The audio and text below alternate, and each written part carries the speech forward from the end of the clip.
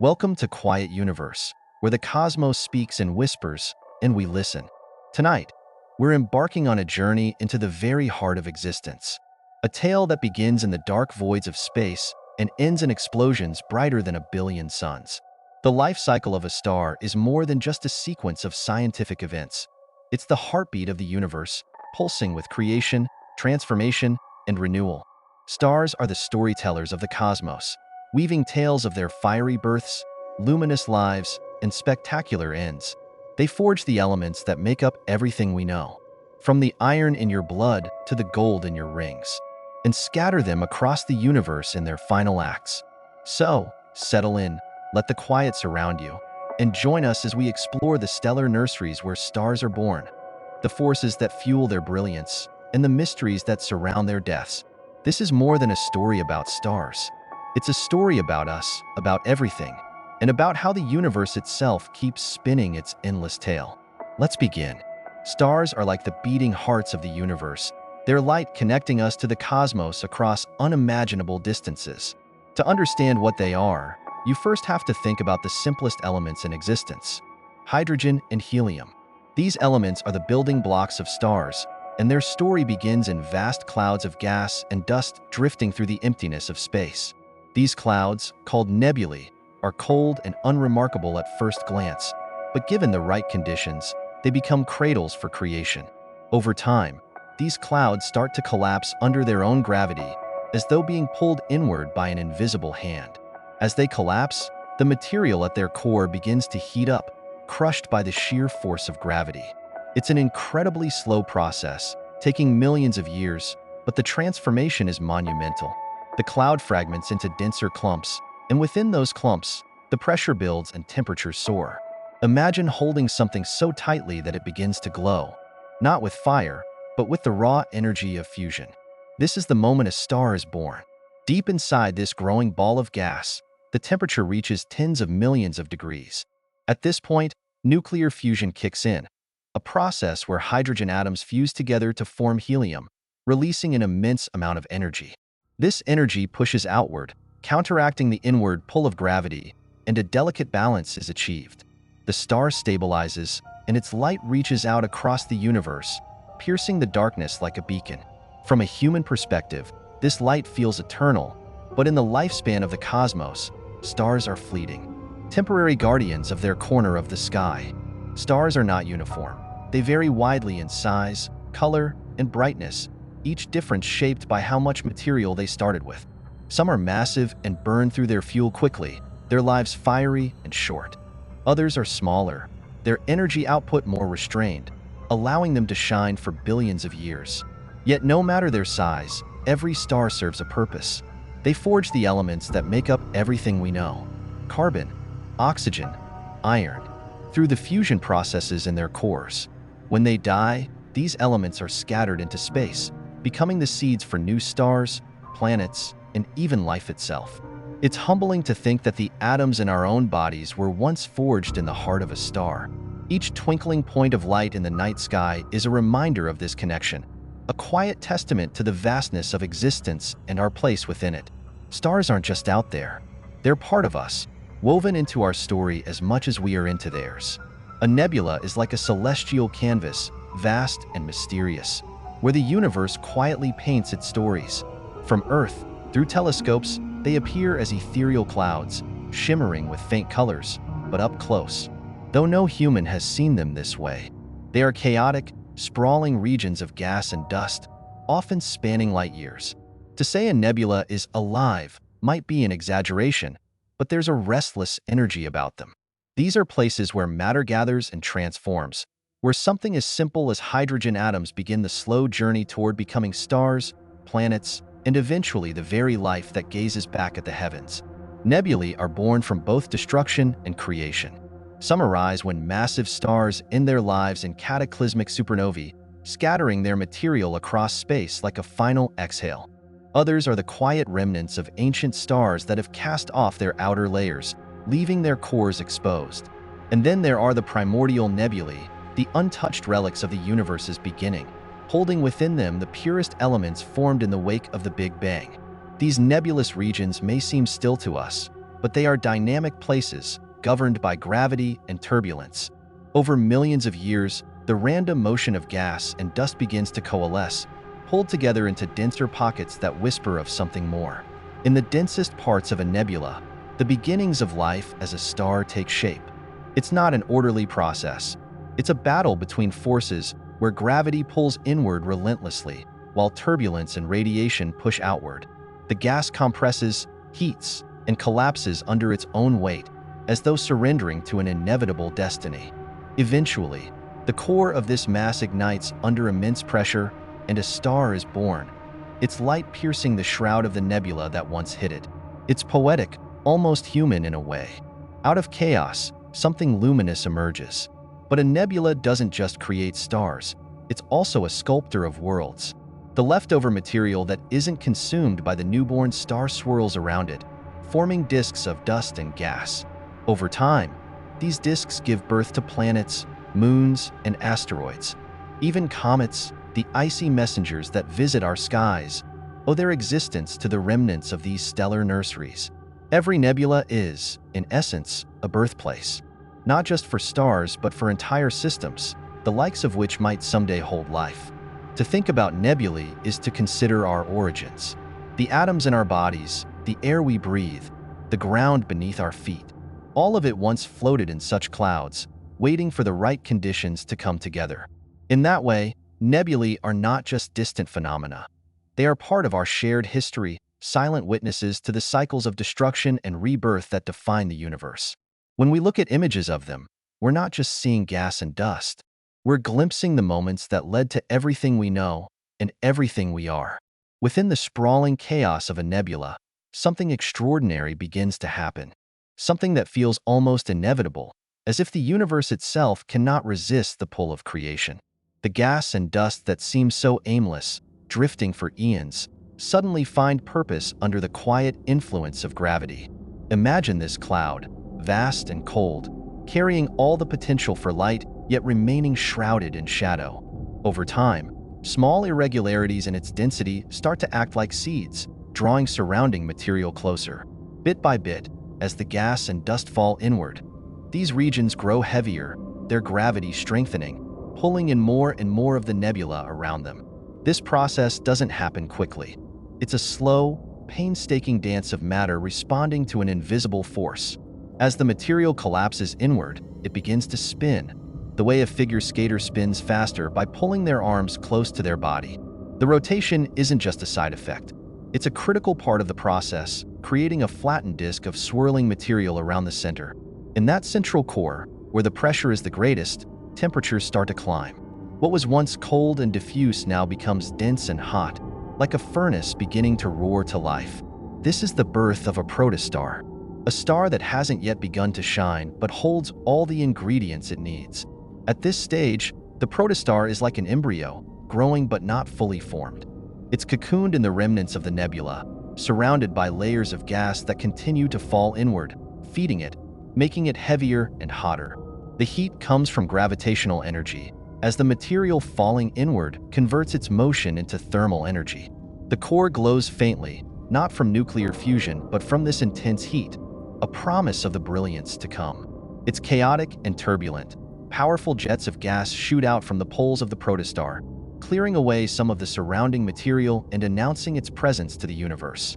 The journey of a protostar is precarious. It must find a balance between the relentless inward pull of gravity and the outward pressure created by its heat. If it gathers enough mass, it will eventually reach the critical point where its core temperature is high enough for hydrogen atoms to begin fusing into helium. This is the moment it transitions into a true star, igniting its nuclear furnace and stabilizing against gravity's pull. But not every protostar makes it. Some lack the mass to trigger fusion and instead become brown dwarfs, failed stars that still carry the remnants of this cosmic process. To think of a protostar is to imagine something on the edge of becoming, caught between chaos and order, darkness and light. It's not just a scientific phenomenon, but a reminder of how everything begins somewhere, often in the most unlikely of conditions. The protostar is a symbol of persistence, of potential waiting to be realized, as it takes its first steps toward becoming a source of light and warmth in a universe that once held only shadows. Nuclear fusion, the heart of a star's brilliance, doesn't begin easily. It requires conditions so extreme that they feel almost impossible to comprehend. Yet, in the dense and fiery womb of a collapsing cloud of gas and dust, these conditions arise, as if the universe conspires to create light where there was none before. For fusion to begin, the temperature and pressure at the core of a forming star must reach a threshold that pushes the very limits of matter. It's a story of unimaginable forces coming together, reshaping the simplest particles into something far greater. As the protostar continues to collapse, gravity works relentlessly, crushing the material at its core tighter and tighter. This inward pull generates heat, not a gentle warmth, but temperatures that climb to millions of degrees. At these extremes, hydrogen atoms, which are naturally repelled by the electromagnetic force of their positively charged nuclei, are forced so close together that they can no longer resist. Gravity and heat overcome their mutual repulsion and the strong nuclear force, the most powerful but short-range force in the universe, takes over, binding the nuclei together. This is the moment fusion begins, when hydrogen atoms merge to form helium, releasing an extraordinary amount of energy in the process. Pressure is just as crucial as temperature. The immense weight of the layers of gas and dust above the core presses inward, squeezing the material to densities that are difficult to fathom. Without this pressure, the particles wouldn't collide with enough force to overcome their natural resistance. It's as if the star is holding itself in a vice, forcing the very building blocks of matter to transform.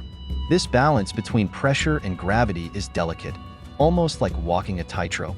Too little mass, and the core never gets hot or dense enough for fusion to ignite.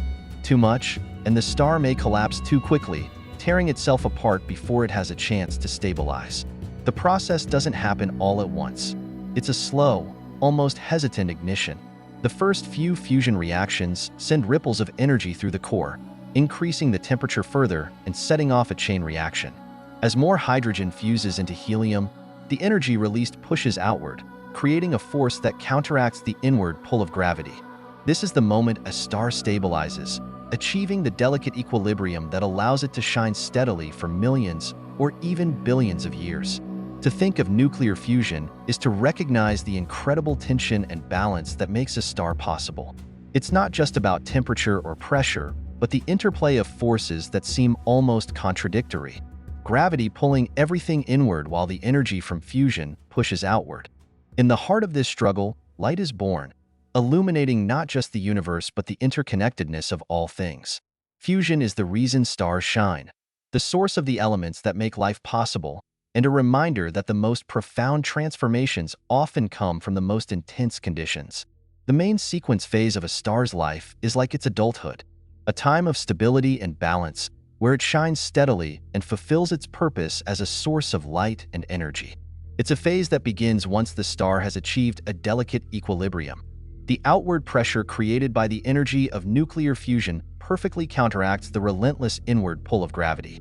This balance is not easily won. It's the result of countless years of collapse, ignition, and adjustment. But once achieved, the star can settle into a rhythm, its core steadily fusing hydrogen into helium, releasing a brilliant stream of energy that radiates outwards into space. How long a star remains in this main sequence phase depends on one key factor: its mass. A massive star, burning with a fierce intensity, consumes its hydrogen fuel at an incredible rate, like a fire roaring through dry wood. These stars live fast and die young, spending only a few million years on the main sequence. On the other hand, smaller stars, like our Sun, burn their fuel much more slowly, stretching this phase out over billions of years. The smallest stars, the dim and faint red dwarfs, can remain in this stage for tens or even hundreds of billions of years, far longer than the current age of the universe itself. During the main sequence, a star's life seems calm and uneventful from the outside, but its core is anything but. Fusion is a constant, high-energy process, transforming over 4 million tons of hydrogen into helium every second in a star like the Sun. This process releases vast amounts of energy, which travels outward through layers of plasma, taking thousands of years to reach the surface and escape as light. That light, which feels so immediate to us, is the result of an intricate journey through the star's interior. a reminder of how much effort the universe invests in something as simple as illumination. The main sequence phase is, in many ways, the defining era of a star's life. It is during this time that the star gives the most to its surroundings, providing the energy that can nurture planets, drive ecosystems, and shape entire galaxies. For planets like Earth, this phase is a sanctuary of stability, allowing life to flourish under the steady warmth of a parent star. But for the star itself, it's also a countdown. Every fusion reaction in the core depletes its store of hydrogen, and while this happens slowly, the fuel will eventually run out. When it does, the balance is lost, and the star is forced into the next chapter of its existence, whether it's a gentle transition into a red giant or a more dramatic path toward collapse and explosion. To understand the main sequence is to recognize the quiet persistence of stars. They burn steadily, often for billions of years, without asking for anything in return. And yet, their light defines the universe, illuminating its vastness and anchoring the lives of everything that depends on them. It's a reminder that even something as immense and powerful as a star has a finite story, one that unfolds steadily but with purpose across the endless backdrop of time. A star's energy during its main sequence phase is born in its core, where conditions are so extreme that they defy what we experience or even imagine. It's here, in the very heart of the star, that nuclear fusion takes place, the process that powers the star's light, warmth, and life-giving potential.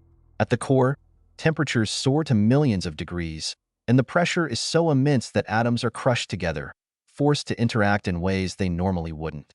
Hydrogen, the simplest and most abundant element in the universe, becomes the star's fuel, its raw material for creation. The process begins when hydrogen nuclei, or protons, collide with enough force to overcome their natural repulsion. Normally, two positively charged particles would push each other away, like the ends of two magnets. But in the star's core, the sheer heat and pressure bring them close enough for the strong nuclear force to bind them together. When this happens, a remarkable transformation occurs. Four hydrogen nuclei combine through a series of steps to create a single helium nucleus. This helium weighs slightly less than the hydrogen that formed it, and the missing mass doesn't just disappear. It's converted into energy, following Einstein's famous equation, E equals mc squared. Even the smallest amount of mass, when turned into energy, releases an extraordinary amount. This fusion process doesn't happen instantly. It's a sequence of reactions, each step releasing energy in the form of light and heat. In a star like the Sun, this process is called the proton-proton chain.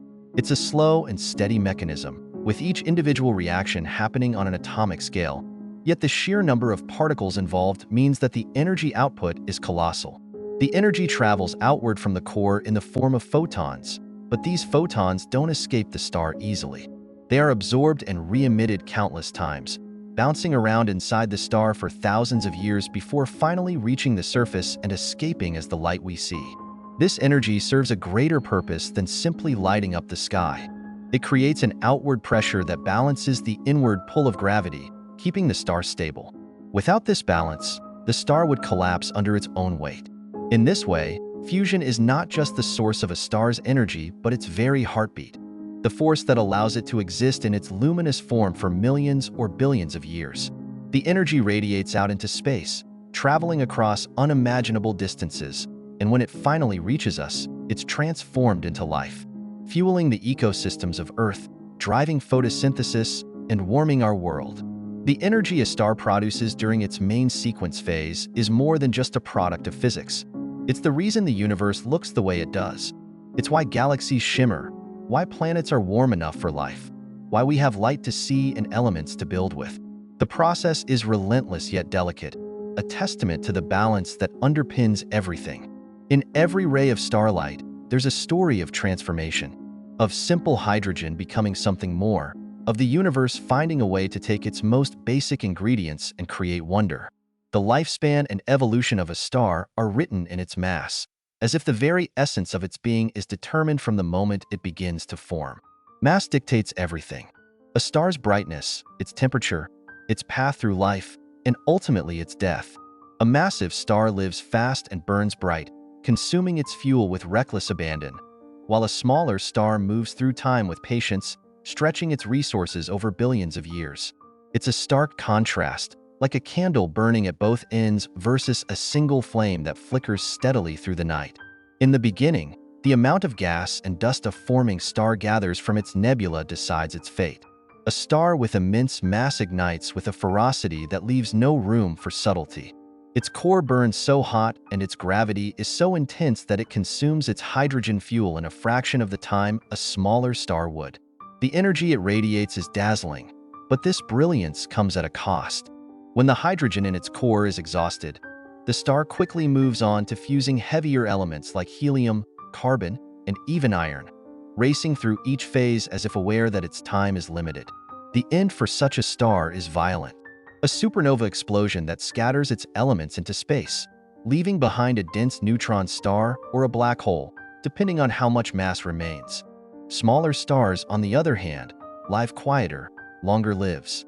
A star like the Sun burns its hydrogen fuel methodically, maintaining a delicate balance between gravity pulling inward and fusion pushing outward. It can remain stable in this main sequence phase for billions of years, giving time for planets to form, life to develop, and entire ecosystems to evolve. But even these stars aren't eternal. When their hydrogen runs out, they expand into red giants, their outer layers puffing outward as their cores begin to fuse helium. Eventually, they shed their outer layers into a glowing shell called a planetary nebula, leaving behind a dense, dim remnant, a white dwarf that slowly cools over time. The smallest stars, the red dwarfs, take this slow approach to an extreme. Their fusion processes are so efficient and their energy output so modest that they can live for tens or even hundreds of billions of years. In fact, because the universe itself is only about 13.8 billion years old, no red dwarf has yet reached the end of its life. Their longevity makes them fascinating, quiet witnesses to cosmic history, their faint light persisting long after larger, more dramatic stars have burned out. A star's evolution is shaped not just by its mass, but also by the environment it finds itself in. Stars in binary systems, for example, can exchange material with their companions, altering their life cycles in unexpected ways. Even a solitary star isn't truly alone, as its life and death contribute to the fabric of the universe. The elements forged in a star's core and released during its death become the building blocks for new stars, planets, and eventually life itself. The story of a star's lifespan is one of inevitability and transformation. From its birth in a nebula to its eventual demise, every stage is connected to what came before and what will follow. Stars don't just illuminate the universe. They shape it, driving the cycles of creation and destruction that define existence. Their lives, though governed by physics, carry a kind of poetry, a reminder that even the most powerful and brilliant things have limits, yet leave behind legacies that endure far beyond their light. When a star exhausts its hydrogen fuel, it begins a profound transformation, a moment that feels almost like a turning point in its life. For millions or billions of years, the star has thrived on the delicate balance between gravity pulling inward and the outward pressure of energy from hydrogen fusion in its core. But as the hydrogen runs out, this balance falters, and the star must adapt. It's a slow but inevitable change, almost like a being realizing it can no longer rely on the strength it once had. The core, now devoid of its primary fuel, begins to contract under the relentless force of gravity, while the outer layers respond in a surprising way. They expand. This contraction heats the core even further, to temperatures high enough for helium to begin fusing into heavier elements like carbon and oxygen. The star is not done yet. It's simply transitioning to a new phase. Meanwhile, the outer layers, now less bound to the shrinking core, puff outward, transforming the star into a red giant. The once steady and controlled life of the star gives way to a more dramatic and unstable existence. For a star like the Sun, this phase marks a striking change, with the outer layers extending far enough to engulf nearby planets, creating a vision of fiery expansion. But not all stars follow the same path. The fate of a star after it exhausts its hydrogen depends on its mass. Smaller stars, like red dwarfs, quietly fade, never reaching the temperatures needed to fuse helium. They simply cool and dim over time, becoming faint remnants. Medium-sized stars, like the Sun, continue fusing helium for a while, but this is a temporary reprieve. Once the helium is gone, the core collapses further, unable to ignite the heavier elements. The outer layers drift away, forming a glowing shell called a planetary nebula, while the core remains as a dense white dwarf, a small, hot, and slowly cooling relic. For massive stars, the end is far more dramatic. When their hydrogen is depleted, they burn through successive stages, fusing helium, carbon, oxygen, and even heavier elements in a desperate attempt to sustain themselves. But fusion can only go so far. When the core is composed of iron, no more energy can be extracted from fusion, and gravity wins its final battle. The core collapses in a fraction of a second, triggering a supernova explosion that tears the star apart. What's left behind might be a neutron star, a dense, spinning remnant, or, if the star was massive enough, a black hole, a place where gravity reigns so completely that not even light can escape.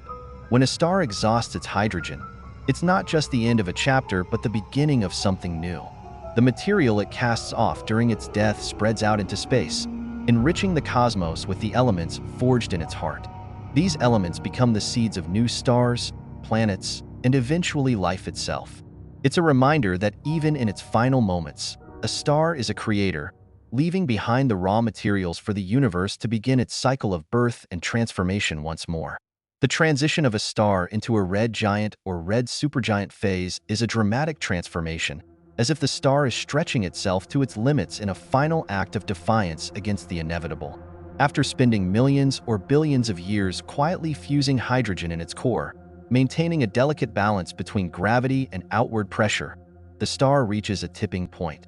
The hydrogen in its core runs out, and with no more fuel to sustain fusion at its center, the balance is lost. Gravity, ever persistent, takes over and begins to compress the core, while the surrounding layers, still rich with hydrogen, respond in a way that changes the star entirely. As the core contracts, the temperatures around it increase dramatically. This heat ignites hydrogen fusion in the shell surrounding the core, a process that releases an enormous amount of energy. But this energy doesn't stabilize the star as it once did. Instead, it causes the outer layers to expand outward, cooling as they grow larger, and giving the star its iconic swollen, reddish appearance. The transformation into a red giant or red supergiant is slow but inevitable, a swelling and cooling that marks the beginning of the end for the star's main sequence life. For stars like the Sun, this phase is relatively peaceful, though still immense in scale. As the outer layers balloon outward, they can encompass enormous distances, potentially engulfing nearby planets. The core, meanwhile, continues to shrink, growing hotter and denser, until it reaches the temperature needed to fuse helium into heavier elements like carbon and oxygen. This new burst of fusion in the core gives the star a second wind, stabilizing it for a time. But this reprieve is temporary. Eventually, even the helium runs out, and the star moves closer to its final fate. In more massive stars, the transition into a red supergiant phase is even more dramatic. These stars burn through their hydrogen and helium far more quickly, and their cores reach the temperatures necessary to fuse heavier and heavier elements. The outer layers swell to incredible proportions, often creating some of the largest and most luminous stars in the universe. Despite their size, these stars are inherently unstable, teetering on the edge of collapse as they juggle multiple layers of fusion. Deep within their cores, they are forging the elements that will one day seed the cosmos: carbon, oxygen, silicon, and even iron. But whether a star becomes a red giant or a red supergiant, this phase is a prelude to its inevitable demise. For smaller stars, the red giant phase ends with the gentle shedding of their outer layers, creating a glowing planetary nebula and leaving behind a dense white dwarf. For massive stars, the red supergiant phase is a far more chaotic endgame, culminating in a supernova explosion that scatters its enriched material across the galaxy. The transition into a red giant or red supergiant is a stark reminder of the impermanence of even the most seemingly eternal objects in the universe. Yet, in their expansion and eventual death, stars create the conditions for new beginnings. Their swollen, glowing forms may signal the end of one phase, but they also sow the seeds for the birth of new stars, planets, and the very building blocks of life itself. It's a transformation that speaks to the cyclical nature of the cosmos, where every ending feeds into something new. Helium fusion is a star's way of finding a second wind when its core can no longer sustain hydrogen fusion. It begins after the star has exhausted its central hydrogen supply and the core collapses under the weight of gravity. This collapse raises the temperature and pressure to extraordinary levels, eventually reaching the threshold, around 100 million Kelvin, where helium nuclei can overcome their mutual repulsion and fuse together. This is not an easy process. Helium nuclei, each carrying a double positive charge, fiercely resist coming close to one another. But under such intense conditions, the universe finds a way to make it happen. The primary reaction in helium fusion, often called the triple alpha process, involves 3 helium nuclei, or alpha particles, combining to form carbon. Initially, 2 helium nuclei fuse to create beryllium, a highly unstable element. Before this fragile structure can decay, a 3rd helium nucleus collides with it, forming a stable carbon nucleus. This sequence releases an enormous amount of energy, reinvigorating the star and temporarily stabilizing its structure. For a star that has been on the brink of collapse, this marks a dramatic resurgence, as though it has found a new way to fight against the relentless pull of gravity. This renewed energy from helium fusion affects the star's structure in profound ways. The core, which had been contracting and heating during the transition, stabilizes and halts its collapse, while the outer layers respond to the new balance of forces. For a smaller star like the Sun, this means the end of its red giant phase, as it briefly shrinks and stabilizes before continuing its evolution. For more massive stars, helium fusion is just one layer in a multi-tiered core, with hydrogen still burning in a shell around it and heavier elements forming in successive layers as the star moves closer to its final fate. The onset of helium fusion is not always smooth. In stars like the Sun, the process often begins with a sudden, explosive release of energy known as the helium flash. This happens because the core's density is so high that it behaves like a degenerate gas, meaning the pressure doesn't depend on temperature in the usual way. When helium ignition begins, the energy cannot immediately expand the core, leading to a runaway reaction. This violent start to helium fusion doesn't destroy the star, but instead reestablishes a more stable configuration, allowing it to settle into the next phase of its life. While helium fusion is a critical phase in a star's evolution, it is also a temporary one. The star burns through its helium supply far more quickly than it did its hydrogen, as there is less helium to begin with and the process consumes it at a faster rate. Once the helium is exhausted, the star faces another reckoning. For smaller stars, this marks the beginning of the end, as the core contracts into a white dwarf and the outer layers are gently shed. For massive stars, helium fusion is merely one step on a much more dramatic path, as the core progresses to fusing heavier elements until it ultimately collapses into a supernova. Helium fusion is a fleeting but vital chapter in a star's life. It delays the inevitable while reshaping the star from the inside out, and it plays a critical role in the cosmic story. Through this process, stars create the elements that will one day form planets, oceans, and living beings. It's a reminder that even in its most turbulent and transformative moments, a star is crafting the building blocks of everything we know. Imagine watching the life of a distant, gentle star unfold, knowing it mirrors the cosmic journey of countless others. As a low-mass star reaches the twilight of its life, something extraordinary begins to happen, a kind of celestial unraveling.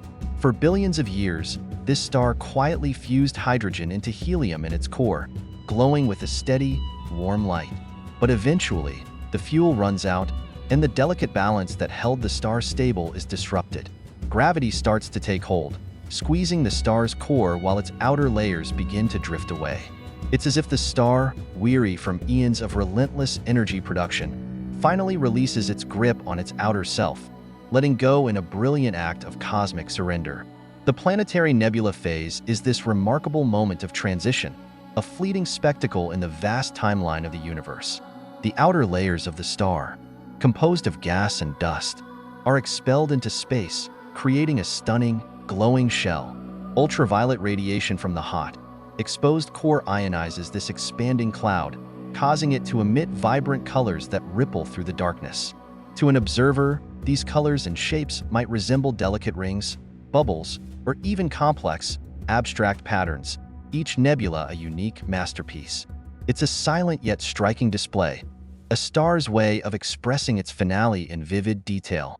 There's something inherently human about this stage of a star's life. It's not just the beauty that captivates, it's the sense of purpose and transformation. The gas and dust cast off by the star will drift across the galaxy, seeding new regions of space. This material becomes the building blocks for new stars, planets, and, eventually, life itself.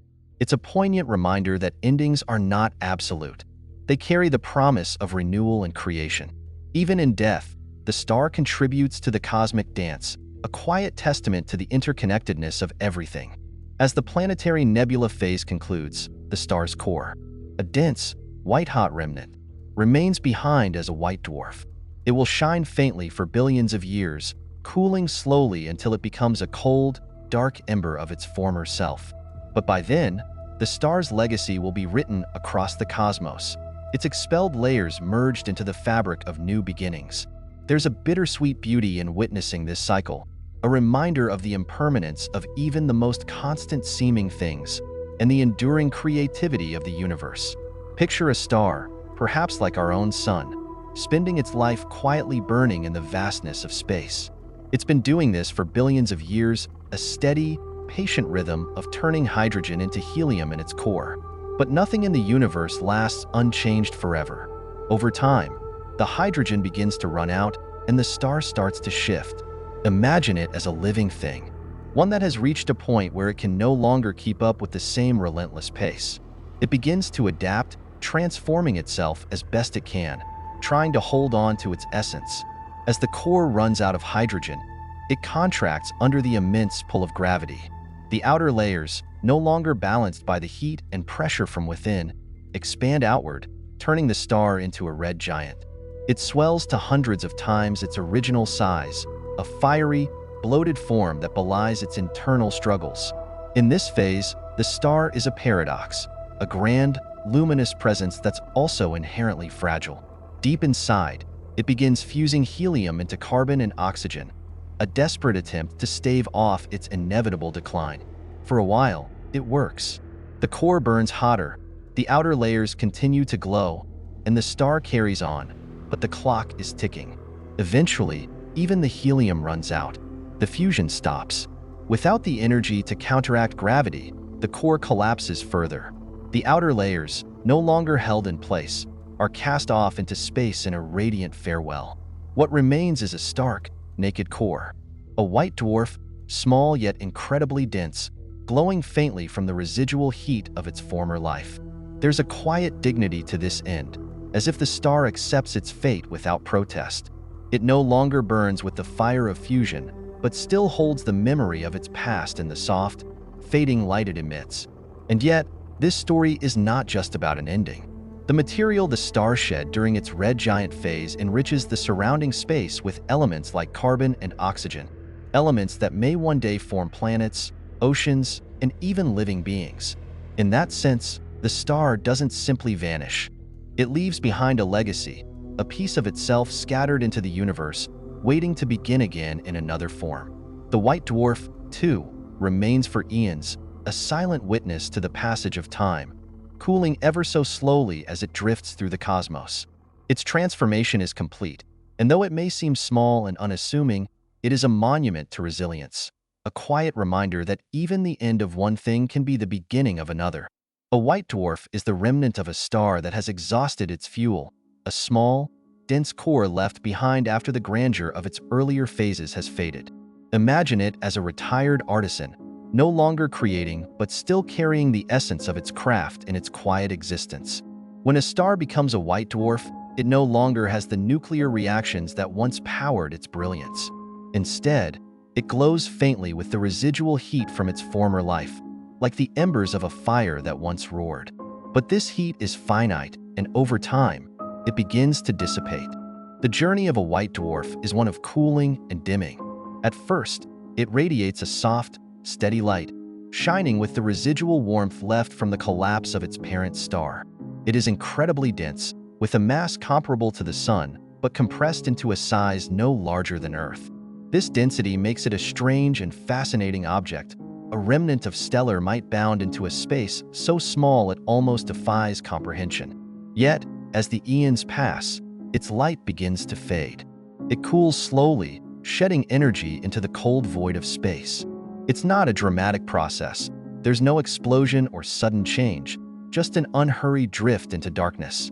As the white dwarf cools, it becomes a shadow of its former self, its once brilliant glow reduced to a faint whisper of light.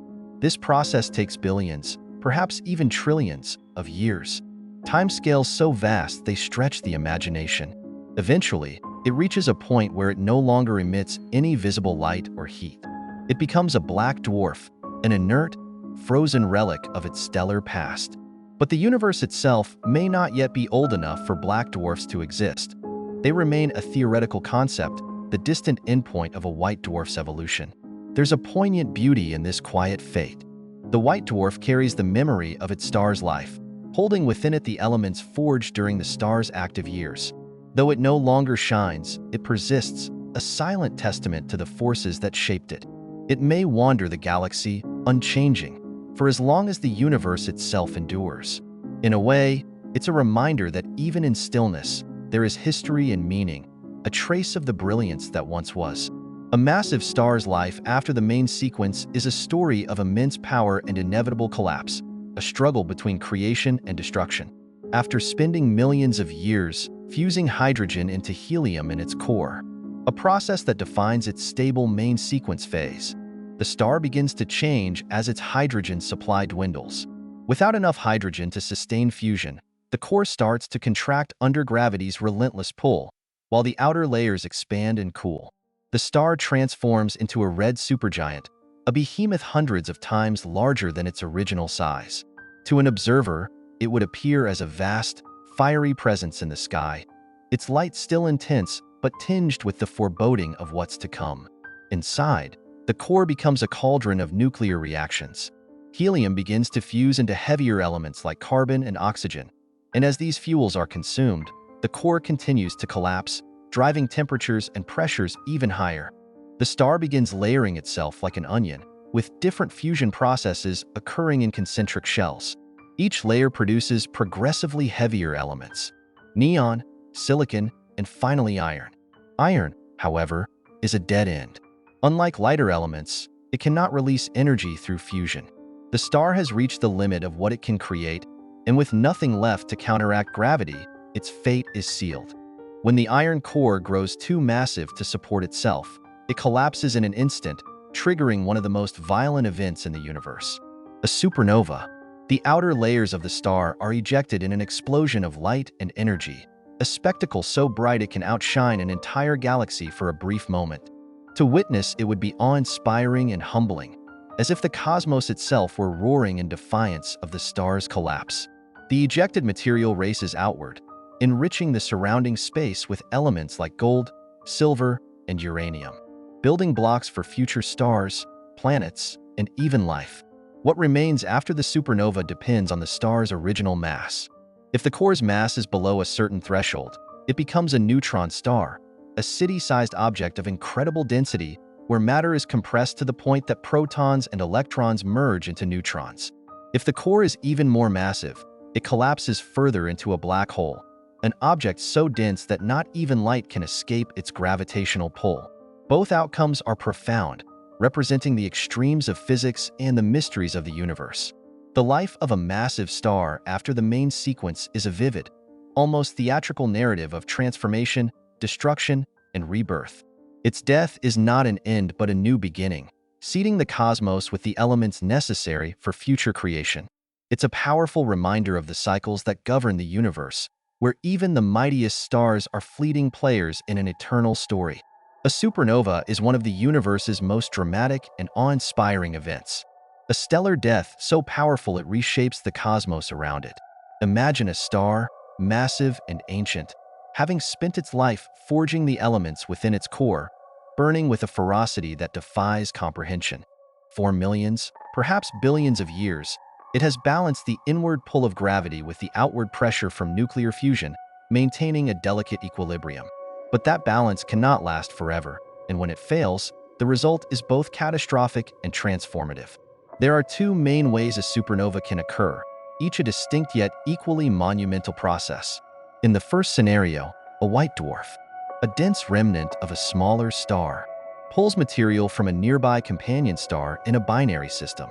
As this stolen material piles onto its surface, the white dwarf reaches a critical mass, reigniting nuclear fusion in a runaway reaction. Within moments, the entire star is torn apart in an explosive release of energy, sending its outer layers hurtling into space.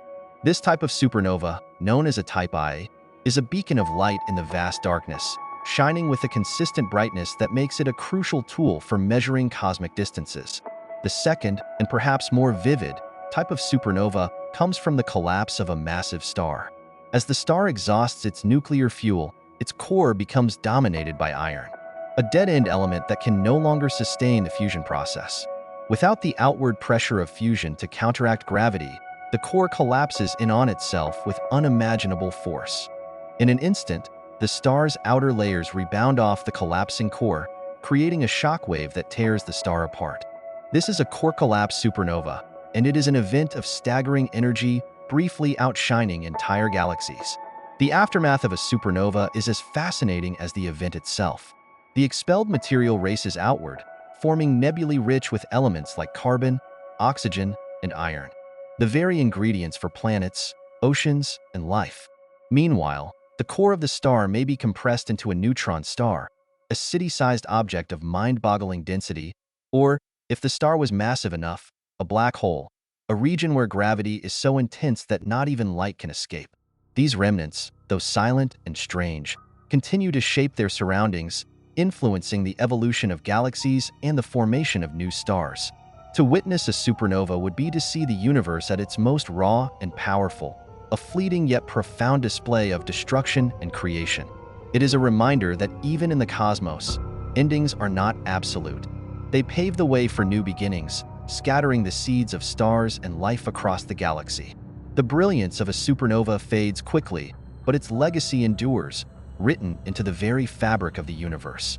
The formation of neutron stars and black holes is a story of extremes, born from the violent deaths of massive stars. Imagine a star, enormous and ancient, having spent its life fusing lighter elements into heavier ones, sustaining itself in a delicate dance between gravity pulling inward and energy pushing outward. When the core of this star becomes dominated by iron, a material that cannot produce energy through fusion, the dance ends abruptly. Gravity takes over, and the core collapses in an instant, triggering a supernova, a catastrophic explosion that expels the star's outer layers into space. What remains after this explosion depends on the mass of the original star. If the core that's left behind is less than about 3 times the mass of the Sun, it compresses into a neutron star. This process is unimaginably intense. Electrons and protons are forced together under the immense gravitational pressure, creating a core composed almost entirely of neutrons. The result is a compact object no larger than a city, but with a mass greater than the Sun. Neutron stars are dense to a degree that defies understanding. Just a teaspoon of their material would weigh billions of tons. Despite their small size, they are far from quiet. Many spin rapidly, emitting powerful beams of radiation as pulsars, marking their presence in the universe with rhythmic signals. For stars with even greater mass, the story takes an even stranger turn. If the collapsing core exceeds a critical threshold, not even the degeneracy pressure of neutrons can stop gravity's relentless pull. The core continues to collapse, shrinking into a singularity, a point of infinite density surrounded by an event horizon, beyond which nothing, not even light, can escape. This is a black hole, an object that warps space and time around it. To an observer, it's a region of inescapable darkness, but its formation is anything but quiet. The black hole emerges from the chaos of a star's violent death, a monument to the forces that shaped it. Both neutron stars and black holes are extraordinary outcomes of stellar collapse, each a testament to the extremes of the universe. Neutron stars, with their blazing signals, are like lighthouses in the cosmic sea. Their precise pulses a reminder of the star that once was. Black holes, in contrast, are enigmatic voids, places where the laws of physics as we understand them begin to break down. These remnants carry the legacy of the stars they came from, influencing the fabric of space, the motion of galaxies, and the cycle of creation and destruction that defines the cosmos. They are not just the ends of stars, they are beginnings, shaping the universe in ways both subtle and profound. The fate of a star, whether it becomes a neutron star or a black hole, is decided by its mass, a delicate yet decisive measure that determines the final outcome of its life. For most of its existence, a star is a balancing act, where gravity pulls inward and the energy from nuclear fusion pushes outward. But when that balance collapses, particularly in the violent death throes of a massive star, mass takes center stage in determining what remains. Imagine a star much more massive than the Sun, burning through its nuclear fuel at a furious pace. As it ages, its core contracts and heats, fusing progressively heavier elements until it's left with iron at its center. Iron is the breaking point because it cannot release energy through fusion. When the core reaches this stage, gravity takes over, and the core collapses in a fraction of a second. This collapse triggers a supernova, an explosion that ejects the star's outer layers into space, leaving behind only the core. If the mass of the remaining core is less than about 3 times the mass of the Sun, the result is a neutron star. This is a place where matter is compressed to an almost unimaginable degree. Protons and electrons are crushed together to form neutrons, leaving behind a superdense object about the size of a city, but with more mass than the Sun. The immense pressure from the neutrons themselves halts the collapse, stabilizing the core as a neutron star. Its density is so staggering that a single teaspoon of its material would weigh billions of tons, and yet it persists, often spinning rapidly and emitting beams of radiation that sweep across the cosmos as pulsars. For stars with even larger cores, those exceeding about 3 solar masses, the story takes a different turn. In these cases, even the degeneracy pressure of neutrons is not enough to counteract the relentless force of gravity. The core collapses further, shrinking to an infinitesimally small point, a singularity, surrounded by an event horizon beyond which nothing can escape. This is the formation of a black hole, an object so dense that it distorts the very fabric of space-time. While a neutron star is visible through its pulsations or X-ray emissions, a black hole is cloaked in mystery, detectable only through its effects on nearby matter or the bending of light around it. The distinction between a neutron star and a black hole is not just a matter of numbers. It's a reflection of the star's life and death. The more massive the star, the more forceful and final its collapse. Yet, in either case, the remnants carry the legacy of the star's existence. They influence their surroundings, create ripples in space-time, and contribute to the ongoing evolution of the universe. The boundary between these fates, defined by the star's mass, marks one of nature's most fascinating thresholds. A line between 2 extraordinary forms of existence. Pulsars are among the most remarkable objects in the universe, their story rooted in the incredible transformation of a dying star. When a massive star exhausts its nuclear fuel and collapses in a supernova, its core may become a neutron star, a dense, compact remnant where matter is squeezed into an almost unimaginable state. This neutron star, only about the size of a city, often inherits the rotation and magnetic field of its parent star, but amplifies them to extreme levels. The result is a rapidly spinning, magnetized sphere that emits beams of radiation from its magnetic poles. These are pulsars, cosmic lighthouses whose rhythmic signals cut through the vastness of space. The key to a pulsar's behavior lies in its intense magnetic field, which is trillions of times stronger than Earth's. This magnetic field accelerates charged particles around the neutron star, generating powerful electromagnetic radiation. The beams of radiation, often in the form of radio waves, X-rays, or gamma rays, are emitted from the magnetic poles, which are usually not aligned with the star's rotation axis. As the neutron star spins, these beams sweep across space, much like the beam of a lighthouse sweeping across the ocean. If one of these beams crosses Earth's line of sight, we detect it as a pulse of radiation, giving the pulsar its name. The rotation rates of pulsars can be astonishing. Some spin several times per second, while others, known as millisecond pulsars, can rotate hundreds of times per second, faster than a kitchen blender. This rapid rotation is a result of the conservation of angular momentum. As the massive star's core collapses into a tiny neutron star, it spins faster, much like an ice skater pulling in their arms during a spin. Despite this frenetic pace, pulsars are incredibly stable, and their pulses are so precise that they rival atomic clocks in regularity. Pulsars are not just fascinating in their own right. They are also invaluable tools for understanding the universe. Their predictable signals allow astronomers to study extreme physics, like the behavior of matter under immense gravitational and magnetic forces. Pulsars in binary systems, orbiting other stars or neutron stars, can even help scientists detect the elusive ripples in spacetime known as gravitational waves. They are a window into the nature of spacetime, gravity, and the remnants of stellar evolution. At their core, pulsars are deeply connected to neutron stars. They are, in fact, one and the same, with pulsars representing the neutron stars that we can observe because of their beamed radiation. Every pulsar is a neutron star, but not every neutron star is a pulsar. The distinction depends on whether its orientation and beam alignment allow its radiation to reach Earth. Their existence speaks to the extraordinary physics of stellar death and the surprising ways that remnants of stars can continue to interact with and illuminate the cosmos. Stellar nucleosynthesis is the process by which stars forge the elements that make up the universe. It is the quiet, relentless alchemy of stars, turning the simplest element, hydrogen, into a cascade of increasingly heavier elements. This process begins in the heart of a star, where immense pressure and heat force atomic nuclei to collide and fuse, overcoming their natural repulsion. In these stellar cores, hydrogen atoms combine to form helium, releasing vast amounts of energy that sustain the star and produce the light and heat that illuminate the cosmos. As stars age, the story grows more complex. When the hydrogen in the core is depleted, the star begins to fuse helium into heavier elements like carbon and oxygen. This is a more challenging process, requiring even higher temperatures and pressures, but it is just the beginning. In massive stars, this progression continues through a sequence of increasingly heavy elements, from neon to magnesium, silicon, and eventually iron.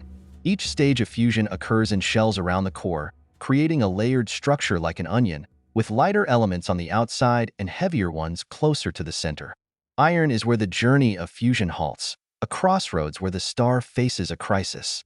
Unlike lighter elements, iron fusion does not release energy. Instead, it consumes it.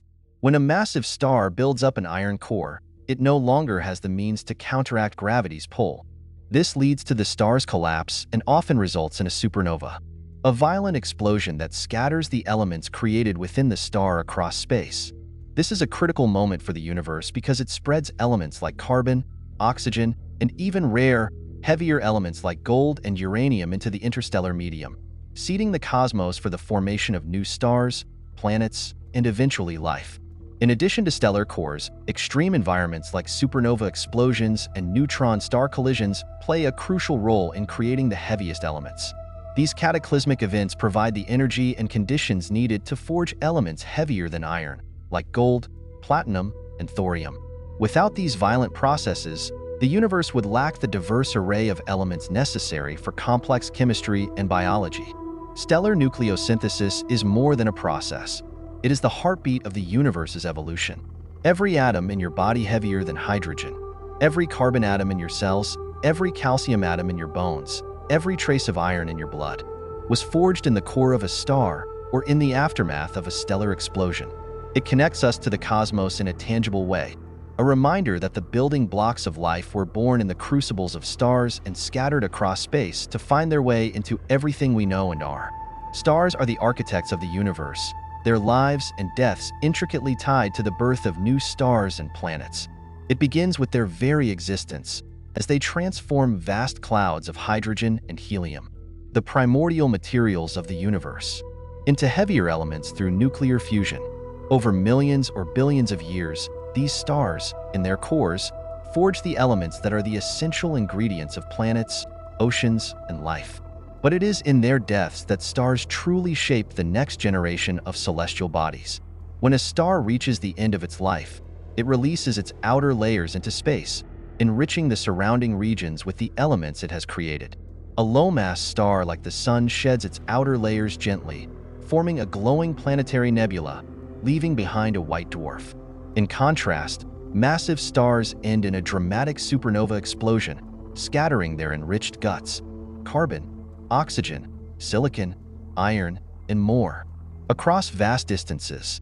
These materials mix with the interstellar medium, creating clouds of gas and dust enriched with the building blocks for new stars and planetary systems. In these enriched regions of space, gravity begins its quiet work, Tiny fluctuations in density within these clouds can grow over time, pulling more material inward.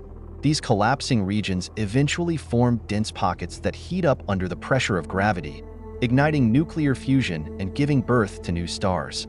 Surrounding these nascent stars, the leftover gas and dust flatten into rotating disks, protoplanetary disks, where planets begin to take shape. The heavier elements provided by previous generations of stars allow for the formation of rocky planets, like Earth, as well as complex molecules essential for life. This cycle of star birth and death is not just a one-time process, but an ongoing rhythm in the universe. The gas and dust expelled by dying stars seed star-forming regions, which in turn produce new generations of stars and planets, each more enriched with heavy elements than the last. Over cosmic time, this enrichment allows for the increasing complexity of planetary systems and the potential for life as we know it. Without the contributions of stars, the universe would remain a barren expanse of hydrogen and helium, devoid of the intricate structures and life we see today. Stars, in their light and in their death, weave the fabric of the cosmos. They are the source of everything tangible, from the planets beneath our feet to the air we breathe and the molecules in our bodies. Each new star and planet carries a legacy of countless stellar generations before it, a testament to the cyclical nature of creation in the universe. Through their immense power and eventual surrender, stars ensure that the cosmos remains dynamic, ever-changing, and filled with the potential for new beginnings. When a star reaches the end of its life, it doesn't simply vanish. Instead, it undergoes a transformation that leaves behind a legacy scattered across the universe. In its final moments, a star may explode in a supernova, shedding its outer layers in a brilliant and violent display, or it might quietly fade into a white dwarf, neutron star, or black hole, depending on its mass. This act, though seemingly the end, is just the beginning of something else. The materials that once made up the star, its core, its atmosphere, its very essence, are released into the cosmos, becoming part of the vast interstellar medium. Imagine the atoms of carbon, oxygen, and iron forged in the intense pressure of the star's core.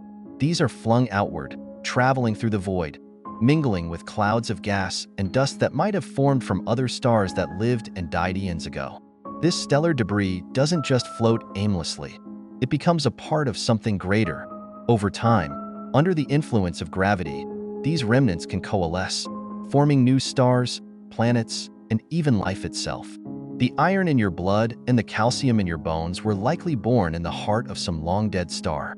There's something deeply humbling about knowing the very elements that sustain us were forged in such fiery crucibles. As these materials are recycled, they contribute to the ongoing story of the universe. Dust grains settle into planetary systems, enriching them with the complex chemistry needed for life. A simple hydrogen cloud that might have floated for millions of years can suddenly become the nursery for a new generation of stars, ignited by the shockwave of a nearby supernova. The star's death is not merely destruction. It's creation, a kind of renewal that ties us to the cosmos in ways both profound and mysterious. Picture this. When you look at the night sky, the light from distant stars is a glimpse of something that might already be gone, their materials scattered across the void, weaving into the tapestry of the universe. It's a reminder that even in death, there's potential, transformation, and continuity. The star's journey doesn't truly end. It becomes part of countless new stories, waiting to be written across the galaxies. And in that cosmic recycling, it finds a strange sort of immortality. The life cycle of a star isn't something that happens in isolation. It's shaped, nudged, and influenced by its environment, and nowhere is this more evident than within star clusters and galaxies. Star clusters are like families, intimately bound by gravity, their members born from the same cloud of gas and dust. In these close-knit groups, stars interact with one another, their collective gravity stirring the shared space. Some stars are pushed closer to the core of the cluster, while others are flung outward, destined for a lonelier existence. These dynamics can alter a star's trajectory, potentially shortening or lengthening its life depending on its interactions. In these crowded nurseries, stars often form in bursts. As the massive ones ignite, they unleash fierce winds and intense radiation, carving out cavities in the gas clouds around them. They disrupt the fragile birthplaces of other stars, sometimes halting formation altogether. or in other cases triggering it anew by compressing nearby gas. It's chaotic, almost like siblings squabbling, but through this turbulence, the stars are molded, their fates intertwined. Step back, and galaxies tell a larger, more intricate story. A galaxy is a city of stars, vast and sprawling. Its neighborhoods shaped by the presence of spiral arms, dense cores, or even violent mergers with other galaxies. Where a star is born within a galaxy, the quiet outskirts or the bustling, crowded core profoundly affects its life. The galactic center, teeming with stars and a likely supermassive black hole, is a harsh environment, full of radiation and gravitational upheaval. Stars there burn fast and bright, living dramatic but brief lives. Meanwhile, stars on the edges of the galaxy, far from the chaos, often lead quieter, more enduring existences. Even galaxies themselves aren't static. They collide, merge, and disrupt one another in cosmic dances that can last billions of years. When two galaxies meet, their stars rarely collide directly, but their gas and dust do, triggering enormous waves of star formation. Entire clusters of stars may be born in the aftermath, while others, caught in the gravitational churn, are flung into intergalactic space. These events don't just shape stars, they define the rhythms of galaxies for eons. All of this makes you wonder about the interplay between the individual and the collective. A single star, however distant and unremarkable it might seem, is never entirely alone. Its life is inextricably tied to the environment around it, shaped by the forces and histories of the galaxy it calls home. Just as we're influenced by the communities, cities, and cultures that surround us, stars are born, live, and die as part of something much larger. Their fates aren't just their own. They contribute to the evolving story of their galaxies, a constant reminder that even in the vastness of the cosmos, everything is connected. The life cycle of a star depends on its mass, a factor that shapes its destiny from birth to death. Low-mass stars, like quiet and unassuming individuals, live long, steady lives. They begin their journey in dense clouds of gas and dust, contracting under gravity until nuclear fusion ignites in their cores. These stars are frugal with their fuel, burning hydrogen at a slow, deliberate pace. A low-mass star like our Sun will shine steadily for billions of years, providing warmth and light without drama.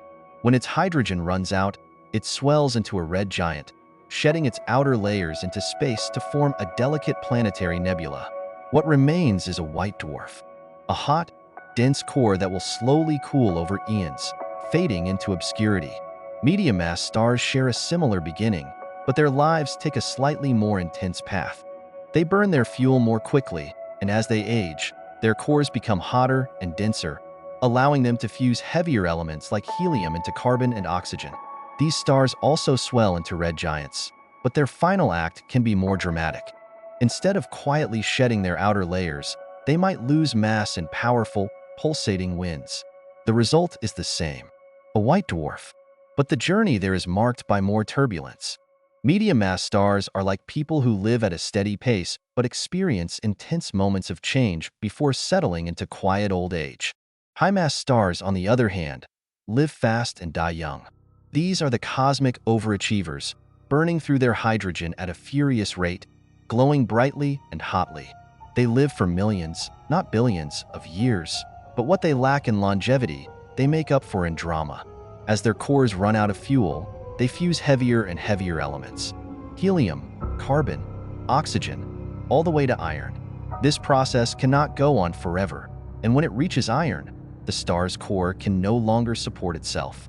The result is a catastrophic collapse, triggering a supernova explosion that outshines entire galaxies. What's left behind depends on the star's mass, a neutron star, a dense, spinning remnant, or, if the star was massive enough, a black hole where gravity reigns supreme and even light cannot escape. Each type of star leaves something behind, whether it's the gentle glow of a white dwarf, the compact mystery of a neutron star, or the unfathomable pull of a black hole. Their stories are vastly different, but each contributes to the universe in its own way. Low-mass stars enrich space with the elements needed for life. High-mass stars create the heaviest elements in their fiery deaths, and medium-mass stars bridge the gap, ensuring continuity in the cosmic cycle. It's a reminder that even in the grand complexity of the universe, diversity creates harmony, and every path has its purpose. When two stars form together in a binary system, their lives become deeply intertwined, their fates shaped by their gravitational bond. Unlike solitary stars, which evolve largely on their own, binary stars influence each other in profound and sometimes dramatic ways. Their proximity determines the depth of this connection. If the stars are far apart, their evolution might proceed almost independently, with little more than a gravitational dance holding them together. But when the stars are close, they can exchange matter, energy, and even momentum, fundamentally altering the life paths each might have followed on its own. Imagine one star evolving faster than the other, as often happens since stars with higher masses burn through their fuel more quickly. When this faster evolving star expands into a red giant, its outer layers may spill over to its companion, transferring material through an invisible bridge of gravity. This mass transfer can rejuvenate the smaller star, giving it new fuel and extending its life. Meanwhile, the donor star is stripped of its outer layers, its evolution accelerated, and its death hastened. This dynamic is a delicate balancing act, one where the boundaries between life and death blur, as one star's demise breathes new life into its partner. In some cases, this exchange can become violent. If too much mass is transferred too quickly, the accreting star might ignite runaway nuclear reactions on its surface, producing spectacular bursts of energy known as novae. Over time, this process can repeat, each eruption a testament to the ongoing tug-of-war between the two stars. In extreme cases, where one star is a white dwarf, the accretion can push it over the Chandrasekhar limit, leading to a Type I supernova, a cataclysmic explosion that destroys the white dwarf and leaves nothing but scattered remnants in its wake. Binary interactions don't always end in destruction, though. Some stars spiral closer together over time, merging into a single, more massive star. This merger creates a fresh beginning for the new star, which might shine more brightly or live more dramatically than either of its predecessors. On the other hand, if the binary pair includes a neutron star or a black hole, their interactions can become even more extreme. Matter falling from one star into a black hole can form an accretion disk, heating up to millions of degrees and releasing intense X-rays, a phenomenon that serves as a beacon to astronomers studying these extraordinary systems. Living in a binary system is like being in a relationship where each partner shapes the other's destiny, sometimes gently, sometimes fiercely. The stars are bound together, their stories deeply interwoven, and their ultimate fates are often determined as much by each other as by their initial mass or composition.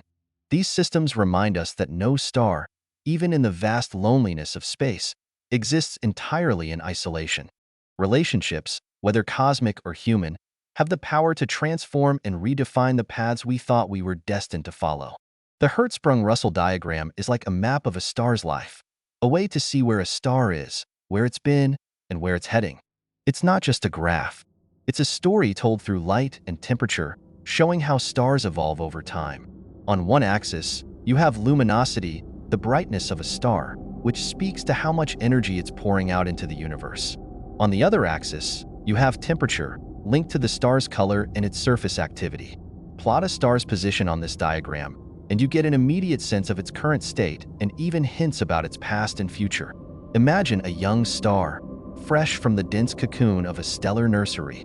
It ignites and begins its life on the main sequence, a diagonal band where most stars, including our Sun, spend the majority of their existence.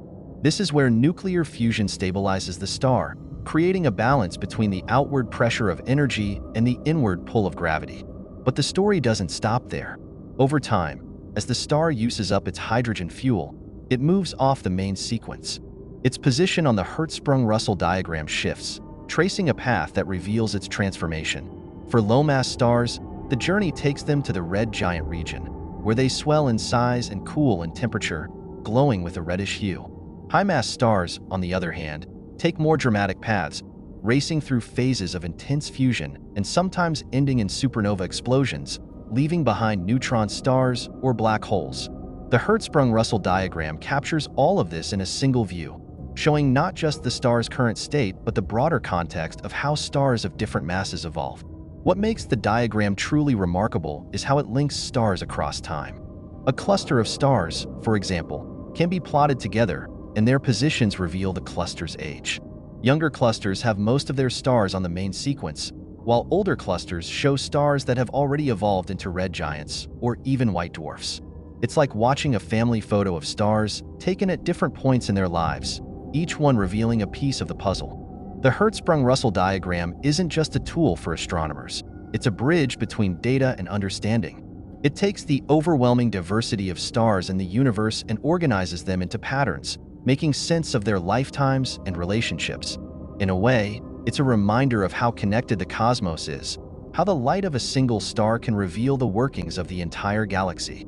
And for us, standing on a tiny planet orbiting an ordinary star, it's a way to see our place in the greater story of the universe. Astronomers study the life cycle of stars by piecing together the story of their existence from scattered snapshots, like reconstructing a narrative from a collection of photographs taken at different moments. Stars live for millions or billions of years, far longer than any human lifetime. So astronomers can't observe the full arc of a star's life directly. Instead, they look at stars in different stages of their evolution, scattered across the universe, and connect the dots to form a cohesive picture. Each star is like a page from a cosmic diary, offering clues about where it came from and where it's heading. One of the first steps in studying a star's life cycle is understanding its light. Astronomers use spectrographs to break the light from a star into its component colors, much like a prism creates a rainbow. Within this spectrum are fingerprints, specific patterns of absorption or emission lines that reveal a star's composition, temperature, and even its motion relative to Earth. This information helps astronomers determine where a star is in its life cycle and what processes are occurring in its core. Telescopes, both ground-based and spaceborne, allow astronomers to observe stars across different wavelengths of light, from visible and infrared to X-rays and ultraviolet. Young stars, still forming in dense molecular clouds, often glow brightly in infrared, as their dust-shrouded beginnings hide them from visible light. Older stars, nearing the ends of their lives, might emit intense X-rays or appear in ultraviolet as they shed their outer layers or collapse into dense remnants like white dwarfs or neutron stars. Each wavelength offers a unique perspective, adding depth and detail to the star's story. Astronomers also study star clusters, groups of stars that form together from the same cloud of gas and dust. Clusters are particularly valuable because their stars are roughly the same age, so their differing positions on the Hertzsprung-Russell diagram reveal how stars of varying masses evolve.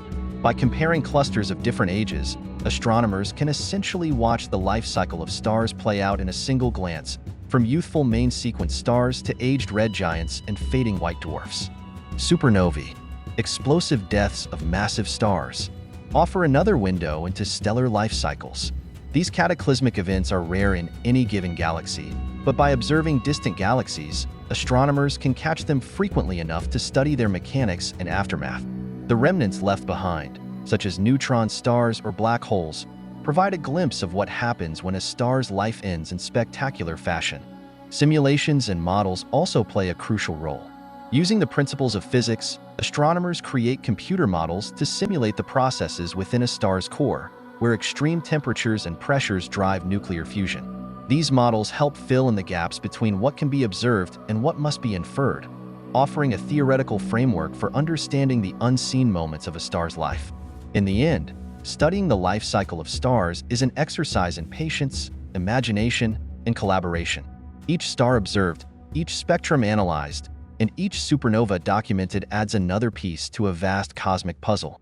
And while the process requires extraordinary tools and ingenuity, it's ultimately a profoundly human endeavor, a search for understanding that ties us to the stars themselves, whose light has guided and inspired us for millennia.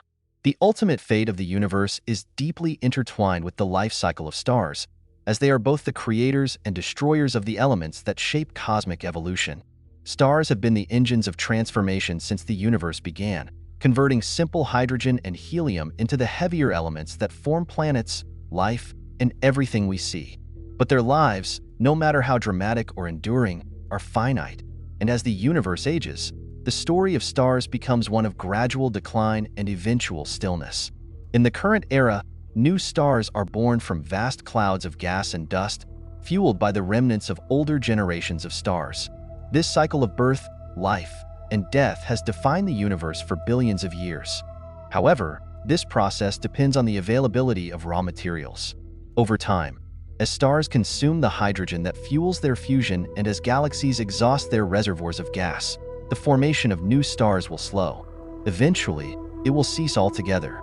The night skies, now teeming with points of light, will begin to dim as the last stars burn through their fuel. The end stages of this stellar evolution are varied and fascinating. Low-mass stars, like red dwarfs, will fade into cool, dark remnants, leaving behind faint white dwarfs that will slowly cool over trillions of years. Massive stars, after living fast and dying in supernova explosions, will leave behind neutron stars or black holes, compact objects that linger in the darkness. As these remnants accumulate, the universe will become a quieter place, filled with dead and dying stars. But even this isn't the end. On a timescale of unimaginable trillions of years, the remnants of stars themselves will decay. White dwarfs will cool into black dwarfs, objects so cold and dark they're invisible. Neutron stars might disintegrate, and black holes, once thought to be eternal, will slowly lose their mass through a process called Hawking radiation, eventually evaporating completely.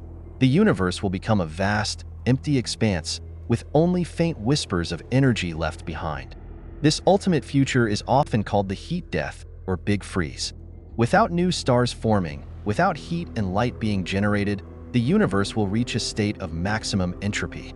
It will be a place where energy is evenly distributed, where no processes can occur to create complexity or sustain life. In this cold and dark cosmos, the story of stars, which has been so vital to the history of the universe, will come to its quiet conclusion. Yet, there's a strange comfort in knowing that this fate is not imminent.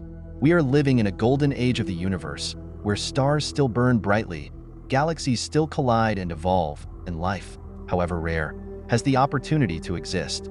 The ultimate fate of the universe reminds us of the impermanence of even the grandest cosmic phenomena, but also of the beauty and significance of this fleeting moment in time, where stars still shine, and we can look up at the night sky and wonder. The life cycle of a star begins in stellar nurseries, vast clouds of gas and dust known as nebulae. Here, gravity takes center stage, pulling material together to form a protostar, the first step in the star's life. But what conditions must be met for a protostar to ignite? The answer lies in the intense pressures and temperatures that trigger nuclear fusion, the process that powers stars and defines their main sequence phase. As stars enter the main sequence, they find their place on the Hertzsprung-Russell diagram, a tool astronomers use to classify stars based on their brightness and temperature. But the stability of the main sequence is temporary. A star's mass determines its lifespan and ultimate evolution. For smaller stars, fusion slows, and they transition into red giants, shedding outer layers to form planetary nebulae and leaving behind white dwarfs, stellar remnants that fade over time. Massive stars take a more dramatic path. When hydrogen fuel is exhausted, they burn heavier elements until they collapse, leading to supernovae, spectacular explosions that create the heavy elements essential for life. The remains of these titanic events can form neutron stars, dense and mysterious objects that sometimes become pulsars, or they may collapse further into black holes, the enigmatic endpoints of stellar evolution. Stars don't live in isolation. They influence their surroundings through stellar winds, binary systems, and galactic evolution. Failed stars, like brown dwarfs, remind us that not all gas clouds achieve stardom. In contrast, rare phenomena like hypernovae and gamma-ray bursts showcase the most energetic processes in the universe. The concept of cosmic recycling ties everything together. Supernovae scatter heavy elements, which become the building blocks of new stars and planets. Star clusters, from young to ancient, tell us about the lifespans of star populations. Population 1, 2, and 3 stars, each revealing different eras of cosmic history. The study of variable stars even helps us measure the universe itself. Finally, as we contemplate the first stars of the universe and the role of dark matter in star formation, we connect the past to the present, understanding the ultimate fate of the universe through the life cycles of stars. This cosmic dance of birth, life, and death is not just the story of stars, but of everything we see around us. Stellar nurseries are some of the most fascinating regions of the universe, chaotic and alive with the raw ingredients of stars. These vast clouds of gas and dust, known as molecular clouds, are cold and dark by cosmic standards. For eons, they drift through the galaxy, mostly unremarkable, until something stirs them to life. It could be the shockwave from a nearby supernova, compressing the gas and dust, or the gentle nudge of a passing star. Whatever the catalyst, it sparks a cascade of events, setting the stage for the birth of a star. Deep within these clouds, gravity begins to assert its dominance over the random motion of particles. As regions of higher density form, they start pulling in more material, growing denser and hotter. Imagine the turbulence, the push and pull of forces as gravity battles against thermal pressure and magnetic fields. Over time, a core emerges, hidden from view behind thick veils of dust. This is the protostar, the infant stage of what might one day shine brightly in the night sky. Protostars aren't serene or stable, they're turbulent and violent. Material spirals into the core, creating an accretion disk where angular momentum dictates the chaotic flow of matter. Jets of gas are flung out from the poles, like cosmic exclamation marks, as the protostar struggles to balance its growth. These jets, along with fierce winds, eventually clear away the surrounding cocoon, revealing the fledgling star to the universe. It's a messy process, and many protostars fail to become full-fledged stars, their material scattered or absorbed by their more successful neighbors. What's remarkable is how this process repeats endlessly across the galaxy, each star's story echoing the primordial struggles of those before it. There's a poetic irony in this cosmic cycle. The death of one star can trigger the birth of another, weaving a narrative of destruction and creation that has no true beginning or end. These nurseries, though fleeting in the grand scale of time, are where the building blocks of planets, life, and entire galaxies find their origin. And yet, their existence is fleeting, doomed to dissipate as their creations light up the void, scattering their remnants far and wide. The core of a star is not a place for the faint-hearted. Temperatures soar to millions of degrees, and pressures crush anything that dares to exist there. This extreme environment is where nuclear fusion, the very heart of a star's existence, takes place. It's a process born of both violence and harmony, where atomic nuclei are forced so close together that they overcome their natural repulsion. It feels almost counterintuitive that something as destructive as this could be the foundation of light, warmth, and life.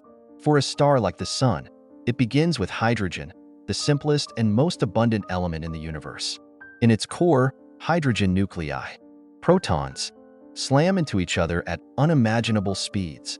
Normally, these positively charged particles repel each other, but under such intense conditions, they collide with enough force to stick together, merging into helium. This fusion releases energy in a form so immense it's almost incomprehensible. Every second, the Sun converts millions of tons of hydrogen into helium, and a tiny fraction of the mass lost in this process is transformed directly into energy. It's this energy, carried away as light and heat, that radiates outward, giving stars their brilliance and sustaining entire ecosystems on planets orbiting far away. Fusion isn't a smooth or easy process. It's a balancing act, with gravity pulling inward, constantly threatening collapse, and the outward pressure of radiation holding it at bay. Stars live their lives in this fragile equilibrium, a battle between opposing forces that defines their existence. The stakes are high. If fusion slows or falters, gravity wins, and the star begins to collapse. But when it burns steadily, there's a sense of cosmic order, an unspoken agreement between the forces of nature. What's humbling is how fleeting even the mightiest stars are in the grand timeline of the universe. Their fuel is finite, their lifespans dictated by how voraciously they consume it. Massive stars burn bright and fast, while smaller ones like the Sun stretch their lives over billions of years. Eventually, though, the hydrogen runs out. For a moment, it's like the star hesitates, unsure of its next move. Then, depending on its mass, it either transitions to fusing heavier elements or begins the slow march toward its end. There's something profoundly human in the story of nuclear fusion. It's a reminder of the delicate balance required for creation, the immense forces at play in sustaining something as simple yet vital as light. It's a glimpse into the universe's constant dance between destruction and renewal, a process that mirrors the fragility and resilience of life itself. The Hertzsprung-Russell diagram is like a cosmic map, a way for humans to organize the seemingly chaotic diversity of stars into a pattern that reveals the logic behind their lives. At first glance, the stars scattered across the night sky might seem random, each a singular point of light with no connection to the next. But when astronomers began to measure the brightness of stars and their surface temperatures, they uncovered an underlying structure, a grand narrative that unites them all. This diagram isn't just a chart, it's a storybook, with every star plotted on it representing a chapter in the tale of stellar evolution. When you first encounter the diagram, its simplicity is deceptive. Along one axis, there's the temperature of stars, measured not in comfortable human terms, but in the scorching units of Kelvin. Cooler stars, often red, sit at one end, while the blistering hot blue ones occupy the other. The other axis represents luminosity, a measure of a star's brightness compared to the sun. But what emerges from this plotting is not a random spread. It's a beautiful, almost poetic sequence where stars congregate in specific regions, like characters in a play finding their roles. Most stars, including our sun, fall along the main sequence, a diagonal band that stretches across the diagram. Here, stars spend the majority of their lives, fusing hydrogen in their cores. This isn't just a location. It's a phase of existence, a testament to balance and stability. Stars on the main sequence are like people in their prime, steady, reliable, and fueled by a seemingly endless reservoir of energy. The placement on this band tells you everything. A star's temperature, size, and luminosity are all connected in a delicate harmony. But not all stars stay on the main sequence. As they age, their positions shift. Giants and supergiants occupy the upper right corner, their brightness unmatched but their lifespans fleeting. They're the aging monarchs of the cosmos, burning through the last reserves of their fuel in a final blaze of glory. In contrast, white dwarfs sit at the lower left corner, dim and small. Stellar remnants that have exhausted their energy, existing in quiet retirement. What makes the Hertzsprung-Russell diagram so profoundly human is its reflection of life's journey. From the energetic beginnings to the fading end, every point on the diagram tells a story of change, struggle, and transformation. It's a reminder that stars, despite their immense scale and power, follow predictable cycles governed by universal laws. And it's humbling to think that, by studying these distant points of light and their place on a chart, we've found a way to understand the vast, intricate machinery of the universe. The diagram isn't just about stars. It's a testament to human curiosity, our desire to find patterns in the chaos, and our unyielding drive to make sense of the cosmos. Gravity is the quiet architect of the universe, an invisible force that shapes the destiny of stars from the moment they are conceived to the instant they meet their end. It's relentless, patient, and utterly impartial, guiding every stage of a star's life with an unyielding hand. When you think about it, gravity is both the spark and the anchor, pulling matter together from the chaos of interstellar clouds to form the seeds of stars. Without it, there would be no stars, no planets, no life. In the early stages of star formation, gravity begins its work subtly, almost imperceptibly. Within vast molecular clouds of gas and dust, tiny fluctuations in density allow some regions to exert just enough pull on their surroundings to begin collapsing. It's a slow, deliberate process, almost as if gravity is testing the waters, gathering material grain by grain, molecule by molecule. Over time, these regions grow denser, their pull stronger, until they collapse inward with unstoppable momentum. What emerges is a protostar, still shrouded in the remnants of the cloud it came from, its fate entirely in the hands of gravity. As the protostar evolves, gravity doesn't let up. It squeezes the core tighter and tighter, raising temperatures until nuclear fusion ignites. This is the moment when gravity meets its match, the outward pressure of radiation generated by fusion. For much of a star's life, these two forces exist in a delicate equilibrium. Gravity pulls inward, trying to shrink the star, while the energy from fusion pushes outward, holding it up. It's a precarious balance, one that can last billions of years, but it's never permanent. Gravity is patient, biding its time. Eventually, the fuel runs out. Fusion slows, the outward pressure fades, and gravity seizes its chance. For smaller stars, this means a quiet collapse into a white dwarf, a dense core left behind as a star's outer layers drift away. For larger stars, the drama escalates. the core collapses violently, triggering a supernova explosion that outshines entire galaxies. In these moments, gravity doesn't just destroy, it creates. The collapsing core might form a neutron star, where gravity crushes matter to unimaginable densities, or even a black hole, where gravity reigns supreme, pulling in everything, even light. What's striking about gravity's role in star formation and evolution is how inevitable it feels. It's not dramatic or loud. It doesn't announce itself. Instead, it works steadily, shaping the universe without fanfare. And yet, its influence is profound, connecting the birth of stars to their eventual demise in a cycle that's both destructive and creative. There's a quiet power in knowing that the same force keeping your feet on the ground is the one that forges stars, drives galaxies, and weaves the fabric of the cosmos. Gravity is a reminder that even the most subtle forces can shape the grandest things. The sun, like all stars, carries within it the seeds of its own transformation. For billions of years, it has burned steadily, fusing hydrogen into helium in a delicate balance between the inward pull of gravity and the outward push of its radiant energy. It's easy to take this constancy for granted, but it won't last forever.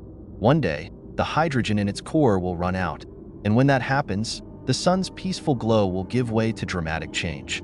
As the core depletes its hydrogen, it will contract under gravity's relentless pull. This compression will heat the core even further, igniting a new phase of fusion in the surrounding shell of hydrogen. The extra energy from this shell fusion will cause the sun's outer layers to expand outward, swelling into an enormous red giant. It's a staggering thought. The sun, which now feels so stable and predictable, will grow to a size where its surface might engulf the orbits of Mercury, Venus, and perhaps even Earth. The warmth and light that sustain life now will become an all-consuming heat, a final act of extravagance before its decline.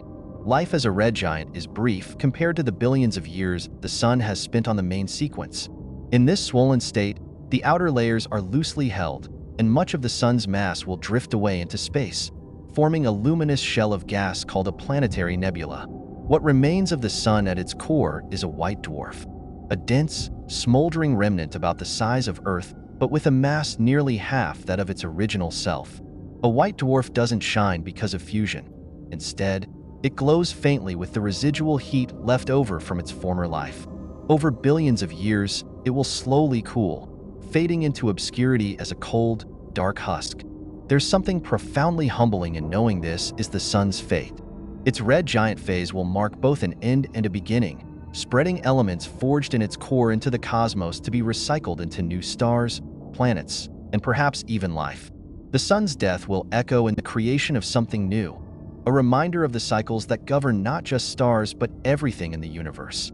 And though the sun's future might seem distant and abstract, it's a reminder that even the most constant things have their time, their limits, and their place in the vast, interconnected story of the cosmos.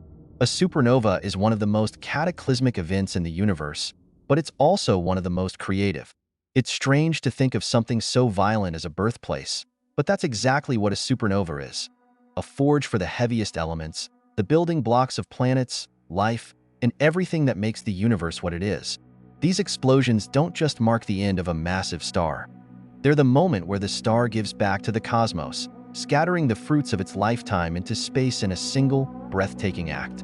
For a massive star, life is short and intense. It spends millions of years fusing lighter elements like hydrogen and helium into progressively heavier ones.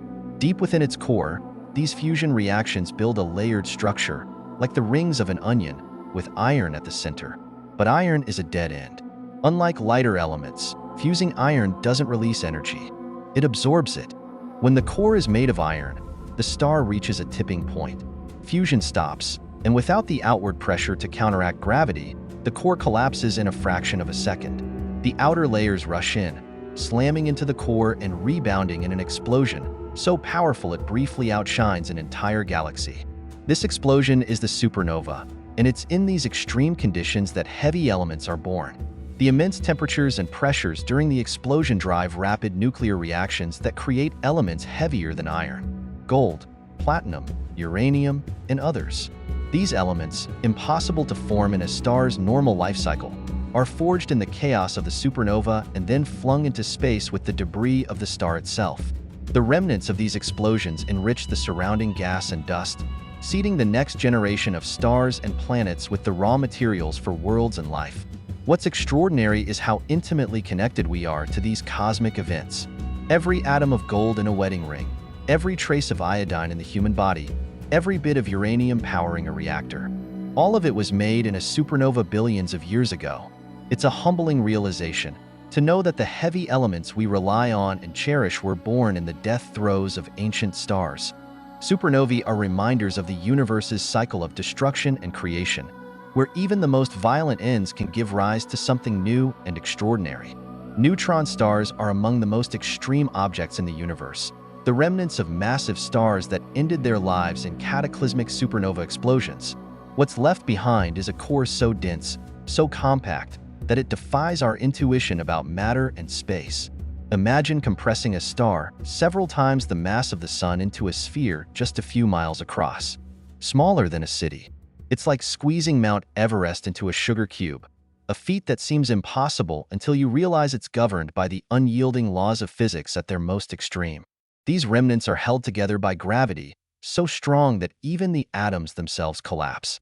The protons and electrons of the star's matter merge into neutrons, creating an object composed almost entirely of these neutral particles. A teaspoon of this material would weigh billions of tons, a weight so staggering it's almost meaningless to compare to anything we know. Yet despite their density, neutron stars are not just inert relics.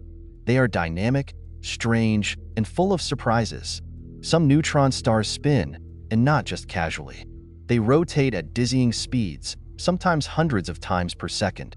These spinning neutron stars, known as pulsars, are like cosmic lighthouses. Their intense magnetic fields funnel beams of radiation from their poles, and as they spin, these beams sweep across space. If one of these beams points toward Earth, we detect it as a regular pulse of radio waves, light, or even X-rays, like the ticking of an unimaginably precise cosmic clock. Pulsars were first discovered in 1967, and their incredible regularity initially baffled scientists, leading some to humorously speculate about alien signals before their true nature was understood. What makes neutron stars and pulsars so fascinating isn't just their exotic physics, but their role in the universe. They're the remnants of massive stars, markers of lives lived and lost in spectacular fashion. They're also laboratories for understanding the limits of matter, places where the rules of nature stretch to their breaking point. And despite their remoteness, they feel connected to us in some strange way. The precision of pulsars helps us measure time and space with extraordinary accuracy, and the study of neutron stars teaches us about the forces that shaped the very atoms in our bodies. There's a strange beauty to these objects. They're remnants of destruction, yet they persist, spinning, glowing, and reaching across unimaginable distances to tell their story. Neutron stars and pulsars remind us that even in the aftermath of immense cosmic violence, something enduring and remarkable can emerge. Black holes are the ultimate conclusion to the life of the most massive stars, where the force of gravity becomes so overwhelming that not even light can escape. They aren't just objects.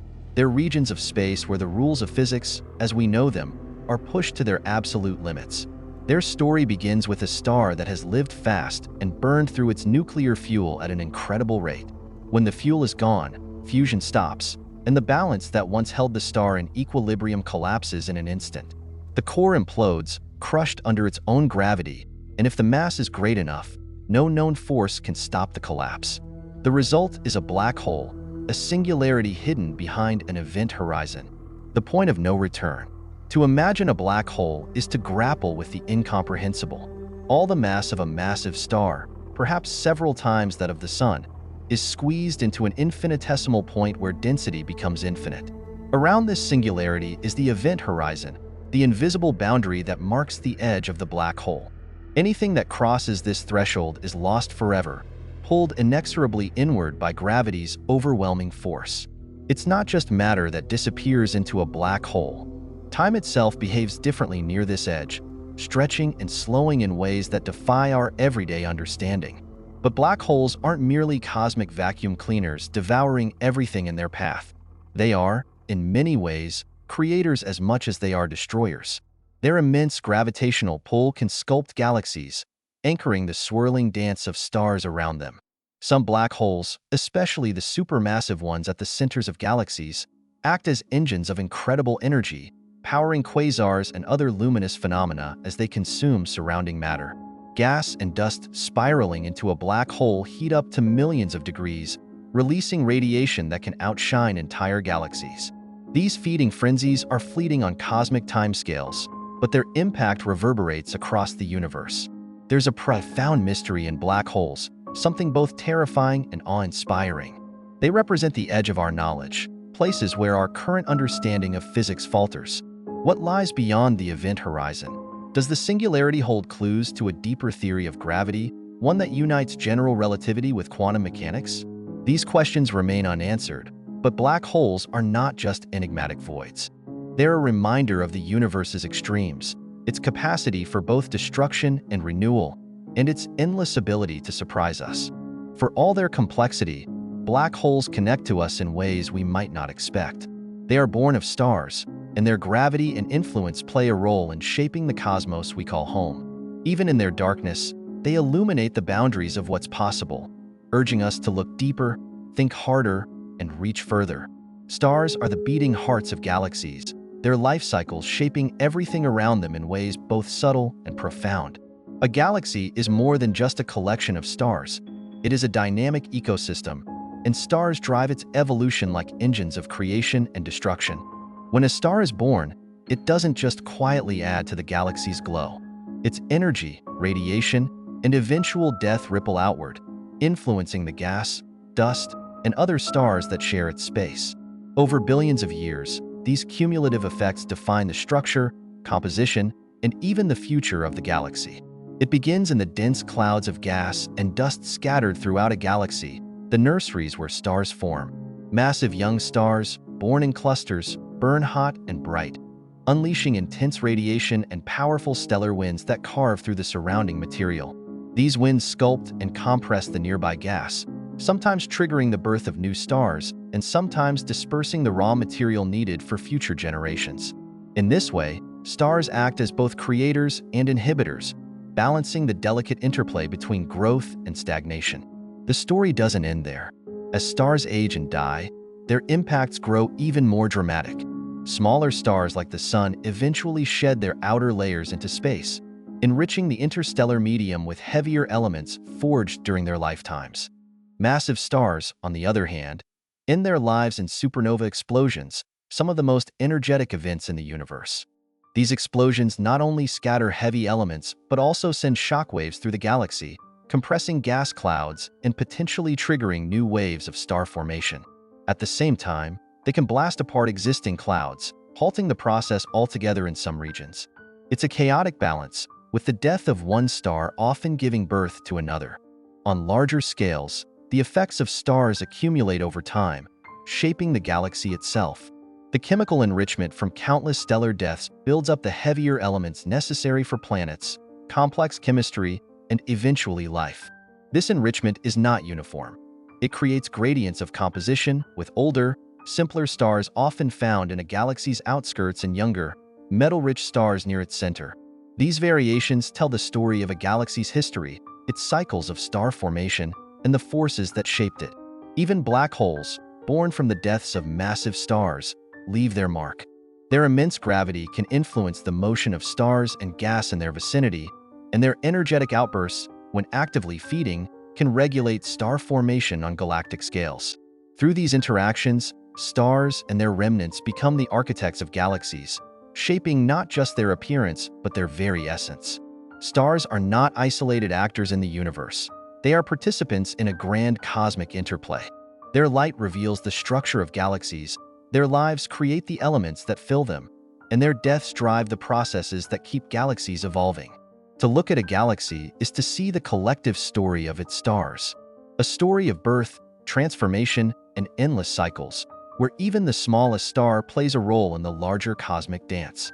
Binary star systems are a fascinating cosmic relationship where two stars are bound together by gravity, locked in a dance that can last for millions or even billions of years. These pairs aren't just picturesque, they're dynamic and often unpredictable, their interactions shaping their evolution in ways that solitary stars could never experience. The relationship between two stars in a binary system is one of constant give and take, their fates intertwined in both subtle and dramatic ways. Their connection isn't just a passive coexistence, it's active and transformative, often changing the trajectory of their lives entirely. When the stars in a binary system are close, their gravitational pull on one another can become deeply influential. As one star evolves and swells into a giant, its outer layers may spill over onto its companion, forming an accretion disk around the receiving star. This mass transfer can rejuvenate the recipient, giving it a new lease on life by fueling its nuclear fusion. In turn, the donor star might be stripped down to its core, rushing toward an end that might have unfolded differently if it had lived alone. This intimate interaction is like a cosmic partnership where the actions of one star directly influence the other's future. The dynamics of binary systems also lead to some of the universe's most spectacular phenomena. If one star in the pair becomes a white dwarf, its gravity can pull material from its companion until it reaches a critical mass. At this tipping point, a runaway nuclear reaction occurs, resulting in a Type I supernova. These explosions are so bright they can outshine entire galaxies, leaving behind only traces of the original star. Such events are crucial for astronomers, as they serve as standard candles for measuring cosmic distances, offering a glimpse into the universe's expansion. In systems where one star becomes a neutron star or a black hole, the interactions grow even more intense. The surviving companion might feed material to the compact object, producing powerful jets of energy that can be seen across vast distances. These X-ray binaries are among the most energetic and dramatic phenomena in the cosmos, showcasing the raw power of gravitational and nuclear forces at work. Not all binary systems are so close. Some have wide separations, where the stars influence each other more subtly. Even in these cases, their gravitational connection can affect their orbits and evolution over time, particularly as they age and lose mass. Occasionally, these wide binaries can be disrupted by outside forces, sending the stars off on separate paths or even ejecting one from their system entirely.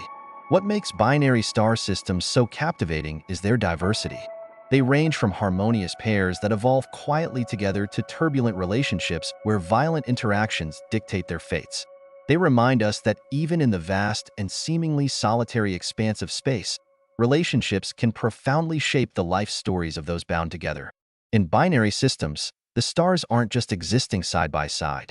They're transforming each other, creating stories that are as intricate as they are beautiful. In the grand theater of the cosmos, where every star is a character in an unfolding story, dark matter plays an invisible yet indispensable role. Imagine a universe in its infancy, filled with vast clouds of gas and tiny particles. These clouds needed a kind of scaffolding to begin collapsing under their own gravity and forming the first stars. Dark matter provided that foundation. It's not something we can see or touch, yet its presence shapes everything we know. It forms halos, massive, unseen structures, around galaxies, creating gravitational wells deep enough to pull in gas and dust, the essential ingredients for star formation.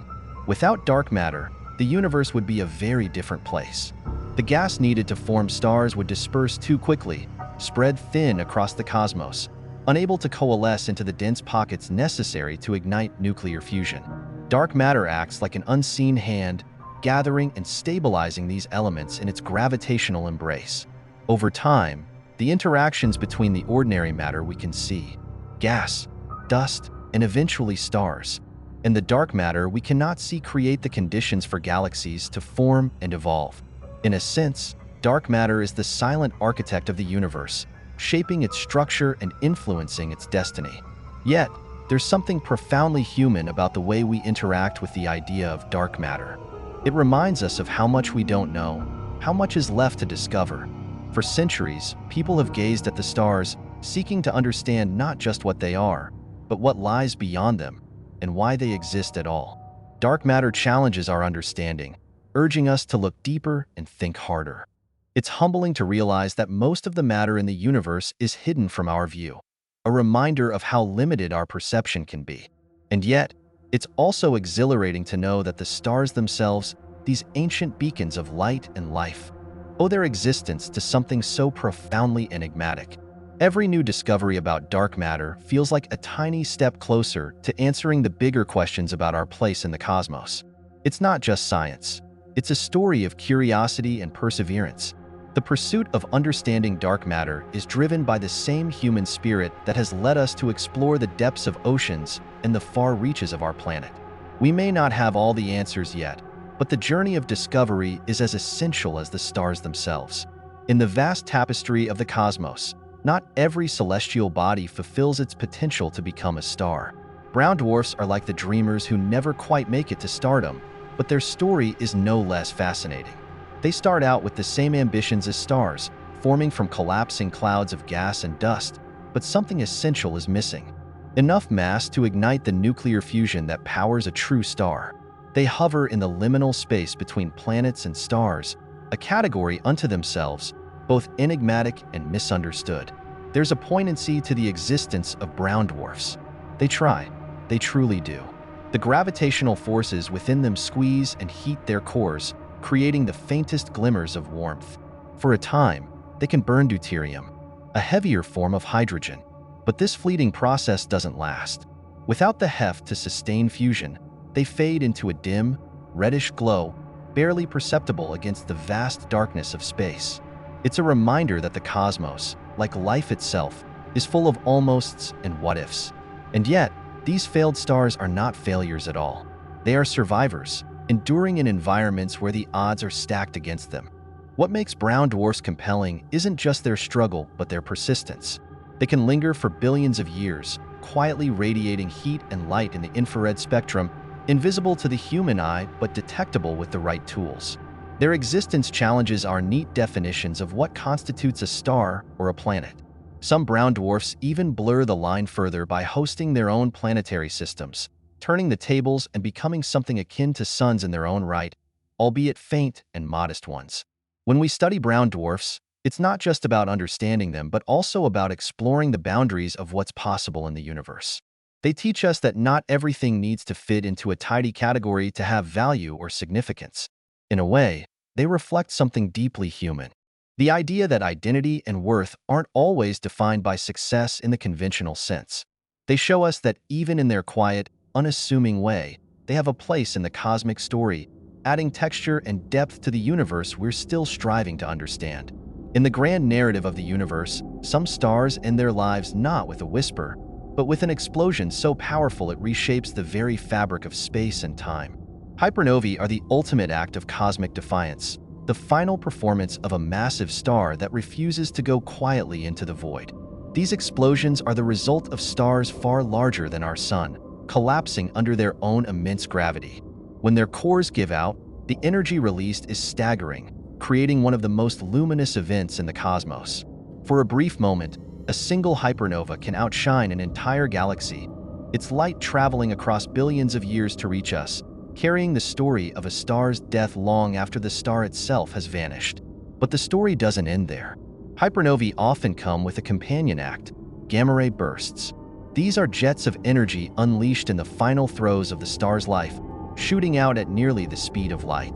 If Earth happens to lie in the path of one of these jets, we might detect it as a fleeting but intense flash of gamma rays, lasting anywhere from milliseconds to a few minutes. It's like a cosmic flare, signaling to the universe that something extraordinary has happened. Gamma ray bursts are so powerful that, if they occurred too close to our planet, they could strip away our atmosphere and extinguish life. Yet, from the safe distance of billions of light years, they are a spectacle to behold, a glimpse into the universe's raw, unfiltered power. There's something hauntingly beautiful about hypernovae and gamma ray bursts. They're reminders of how fleeting and violent existence can be, even on a cosmic scale. And yet, they're also creators. The immense energy released during these events forges heavy elements like gold and uranium, scattering them across space to seed future generations of stars, planets, and even life. In a way, the death of these stars ensures the possibility of new beginnings elsewhere, a cycle of destruction and creation that mirrors the complexities of existence itself. For us, watching these events unfold from the safety of our tiny planet, they are more than just astrophysical phenomena. They're a humbling reminder of how small we are and how vast and unpredictable the universe is. At the same time, They ignite our curiosity and imagination, driving us to understand not just how the universe works but our place within it. Hypernovae and gamma ray bursts are cosmic storytellers, their brilliance a fleeting but unforgettable reminder of the incredible forces that shape the stars and us. Scattered across the night sky are clusters of stars that seem to huddle together, bound by a shared origin and a mutual gravitational pull. Star clusters are cosmic families, born from the same cloud of gas and dust, yet destined to drift apart over time. When you see a star cluster, you're looking at a snapshot of stellar evolution, a moment frozen in the endless dance of creation and decay. These clusters range from the loose, open groups found in the arms of galaxies to the tightly packed, ancient globular clusters that have existed since nearly the dawn of the universe itself. Open clusters are like youthful gatherings. Their stars are young, often vibrant with the bluish-white light of intense fusion. These groups are still finding their way, loosely bound and vulnerable to the gravitational tugs of passing stars and galactic tides. Over tens of millions to a few billion years, most open clusters dissolve, their members scattering like childhood friends who grow apart as life pulls them in different directions. Yet, their imprint remains. The stars that were once part of these clusters continue their journeys across the galaxy, some perhaps even wandering into regions where new stars are forming, adding their legacy to the next generation.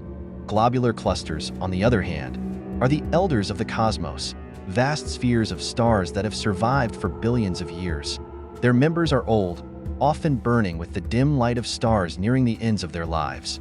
These clusters are relics, holding clues to the early history of galaxies and the conditions in the universe's youth. They are tightly bound by gravity, their stars locked in a gravitational embrace that has endured through cosmic upheavals and galactic collisions. Yet, even these ancient clusters are not eternal. Over time, the relentless pull of gravity and the slow loss of stars to the galaxy's outskirts will whittle them down, though their cores may persist for eons. There's something profoundly human about the life cycle of star clusters. They remind us of the transience of connections and the enduring impact of shared origins. Like us, these stars are shaped by their environments and their bonds. Their fates intertwined for a time before diverging onto individual paths. When astronomers study star clusters, they're not just looking at distant objects. They're uncovering the story of how stars live, evolve, and influence one another. Star clusters, in their fleeting brilliance or ancient endurance, echo the patterns of life itself: beginnings, growth, separation, and the persistence of memory across time. The stars scattered across the universe are more than just points of light. They are chapters in a story billions of years in the making. Population 1, 2, and 3 stars represent the different eras of that story, each shaped by the materials available at their birth and the cosmic events that came before them. They are like the generations of a family, connected through a lineage of creation and transformation, each leaving its mark on the universe. Population 1 stars are the youngest members of this stellar family, shining brightly with the heavy elements forged in the deaths of their predecessors. These stars, like our sun, are rich in metals, elements heavier than hydrogen and helium, which give them the tools to form planets and potentially nurture life. Found in the spiral arms of galaxies, these stars are part of a dynamic, evolving universe, their existence a testament to the cycles of creation that have shaped the cosmos. They are the stars of the present, thriving in an environment enriched by billions of years of stellar activity. Population 2 stars, by contrast, are older and more austere, formed in a time when the universe had fewer heavy elements. These stars are the keepers of memory, their compositions telling us about the conditions of the early galaxies. Found in the halos of galaxies and ancient globular clusters, they burn with a cooler, steadier light, their lives marked by simplicity and longevity. Though they lack the richness of metals that defines their younger counterparts, they are no less significant. These stars provide a glimpse into a universe still finding its form, a place where the first galaxies were assembling and the seeds of complexity were just beginning to take root. Population 3 stars are the ancestors of them all, the very first generation of stars to light up the universe. Born from the pristine hydrogen and helium created in the Big Bang, they were enormous, short-lived, and unimaginably bright. Their lives burned fiercely, lasting only a few million years before ending in massive supernovae, seeding the cosmos with the first heavy elements. None of these stars are visible today. They've been gone for billions of years, their existence inferred from the traces they left behind. Yet, their impact endures.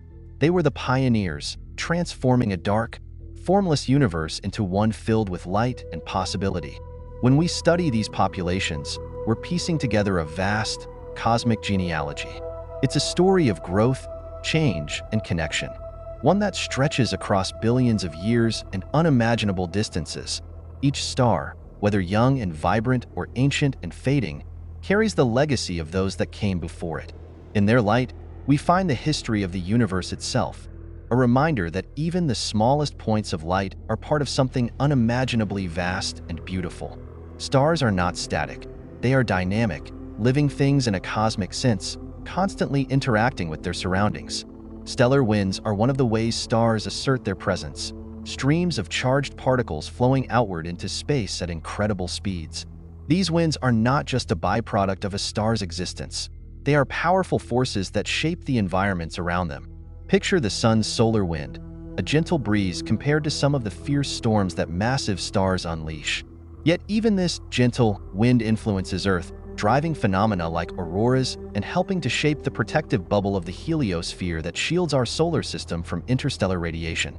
For larger, more luminous stars, stellar winds become even more dramatic. In massive stars, these winds can strip away entire outer layers of gas, carving out vast cavities in the surrounding space. They carry with them the elements forged in the star's core, scattering them across the galaxy to enrich future generations of stars and planets. These winds can compress nearby gas clouds, triggering the formation of new stars, or conversely, blow away material, halting star formation in some regions. They act as sculptors, both destructive and creative, reshaping the cosmos in ways that ripple outward for eons. When we look at planetary nebulae or observe the massive bubbles of gas and dust around young, hot stars, we're seeing the handiwork of stellar winds. These winds, though invisible to the naked eye, leave behind tangible evidence of their strength and influence. In extreme cases, such as with Wolf-Rayet stars, massive, evolved stars nearing the ends of their lives, stellar winds can be so intense that they shed enormous amounts of mass in just a few 100,000 years. These winds create stunning, turbulent environments, where new structures form and old ones are torn apart, a reminder of the ever-changing nature of the cosmos. There's a striking duality in the effects of stellar winds. They're both protectors and destroyers, nurturing life by delivering essential elements to distant regions while also creating harsh conditions that challenge it. And for us, they are a reminder of our connection to the universe. The very atoms in our bodies, forged in ancient stars, were once carried on the winds of dying giants. Stellar winds are whispers of a star's life, spreading its essence across the cosmos, ensuring that even in death, it leaves something behind. A legacy written in the elements that make up the stars, planets, and everything that exists, including us. The universe is a master of recycling, taking the remains of old stars and weaving them into the fabric of something new. When a massive star reaches the end of its life, it doesn't simply fade away. Instead, it ends in a spectacular supernova, an explosion so powerful it can outshine an entire galaxy. In that brief, cataclysmic moment, the star's core collapses, and its outer layers are hurled into space, scattering elements forged over millions of years. These remnants, carbon, oxygen, iron, and even heavier elements like gold, are the building blocks of everything we know. They are the ashes from which new stars, planets, and life itself can emerge. The debris left behind by a supernova doesn't just float aimlessly through the cosmos. Gravity takes hold, drawing the material into vast clouds of gas and dust. These interstellar nurseries, often dark and diffuse, are the cradles of new stars. Over time, regions within these clouds can become dense enough to collapse under their own gravity. As the gas and dust fall inward, they heat up and a new star begins to form. Around it, leftover material may coalesce into planets, moons, and asteroids, creating a new solar system from the remnants of the old. It's a process that connects generations of stars in an unbroken cycle where death feeds life. This cycle is more than just a mechanism. It's a profound reminder of the interconnectedness of all things. The same calcium in your bones, the iron in your blood, the oxygen you breathe. These elements were forged in the hearts of ancient stars and scattered into space by supernovae. Every atom of our being has been through this cosmic recycling process, touched by the lives and deaths of countless stars. We are, quite literally, stardust, shaped by the same forces that drive the formation of galaxies and the birth of stars. Even as the material from supernovae forms new stars, the process is never entirely neat or predictable. Some remnants form black holes or neutron stars, whose immense gravitational pull can distort and influence their surroundings, stirring up turbulence in nearby gas clouds. This turbulence can spark new waves of star formation or prevent it altogether, creating a delicate balance between destruction and creation. In this way, the universe continually reshapes itself, using the chaos of supernovae to fuel its endless creativity. There's something deeply human about the idea of cosmic recycling. It mirrors the cycles of life and renewal we see all around us, from the changing of seasons to the passing of generations. The universe doesn't let anything go to waste. It finds a way to transform even the most violent endings into the seeds of new beginnings. When we look at the stars, we're not just seeing light from distant suns. We're witnessing the echoes of ancient lives and the promise of futures yet to come. Variable stars are like cosmic timekeepers, their rhythmic fluctuations providing vital clues about the scale and structure of the universe. These stars don't burn with a steady, unchanging light. Instead, they brighten and dim over periods ranging from hours to millennia. This variability can be caused by a number of factors. Some stars pulse in and out due to changes in their size and temperature, while others may eclipse one another in binary systems, casting shadows on the other star. In all cases, the fluctuations in their brightness are not just intriguing phenomena. They're key to understanding the vast distances between us and the farthest reaches of the cosmos. For astronomers, variable stars serve as a cosmic measuring tape. One of the most significant types of variable stars, Cepheid variables, has been instrumental in our understanding of the universe's scale. These stars follow a well-defined pattern. Their brightness increases and decreases in a regular, predictable manner. The period of their fluctuations is directly related to their intrinsic brightness. By observing how long it takes a Cepheid variable to complete its cycle of brightening and dimming, astronomers can calculate its true luminosity. From there, they can measure how far away it is, using the principles of stellar distance and the way light fades over distance. This method has been crucial in determining the scale of galaxies, even allowing us to measure the distance to stars in other galaxies with remarkable accuracy. In a way, variable stars are like the storytellers of the universe, with each fluctuation in their brightness revealing something new. Before their discovery, measuring the vast distances of space was akin to groping in the dark. The pulsations of variable stars have provided us with a reliable and steady way to stretch our understanding outward, beyond our own galaxy, toward the edge of the observable universe. And yet, there's something deeply humbling about it. These stars, so far from us, are still part of our story. They've been guiding us for centuries, allowing us to piece together a cosmic map, one measurement at a time. What makes variable stars even more fascinating is the way they bridge the gap between human curiosity and the uncharted mysteries of space. They remind us that there is order beneath the chaos of the universe, a kind of cosmic rhythm that, once understood, opens doors to greater discoveries. Their existence challenges the way we think about time, distance, and scale. As we watch them pulse and flicker, we're not just observing distant suns. We're connecting with something far greater, a universe in motion, full of stories waiting to be told. And in every pulse, there's a sense that, no matter how far we've come, there is always more to learn, more to discover. Across the vastness of the universe, galaxies hum with activity, their stars constantly being born in some regions while others grow quiet and still. The rate of star formation in a galaxy is like its heartbeat, revealing the pace at which it turns clouds of gas into luminous points of light. This rate varies wildly depending on the type of galaxy, its environment, and the resources it has left to fuel the creation of stars. Some galaxies, like the majestic spirals, teem with life, their arms dense with gas and dust that collapse under gravity to ignite new stars. Others, like the massive ellipticals, are more like ancient cities, their star-forming days long behind them, leaving only the faint glow of aging stars to tell the story of their past. In young, vibrant galaxies, particularly those rich in gas. Star formation is an almost frantic process. Regions within these galaxies, often called starburst regions, are like cosmic nurseries, where hundreds or even thousands of stars might ignite in a relatively short time. The light from these regions is so intense that it can outshine the rest of the galaxy, a clear signal of the dynamic processes unfolding within. These starburst galaxies are rare but spectacular, their star formation rates far exceeding what we see in galaxies like our Milky Way. They burn through their gas supplies quickly, shining brightly but briefly on cosmic timescales. By contrast, galaxies like our own are more balanced in their approach. The Milky Way forms stars at a steady, sustainable rate, creating a few new stars each year. It's a methodical process, with large molecular clouds slowly collapsing and fragmenting to give birth to clusters of stars. This steady pace allows it to maintain its resources for billions of years, avoiding the frenzied bursts that can exhaust a galaxy's potential. The spiral arms of the Milky Way are alive with this slow but constant activity, a reminder of the quiet, ongoing work that builds and sustains the galaxy over time.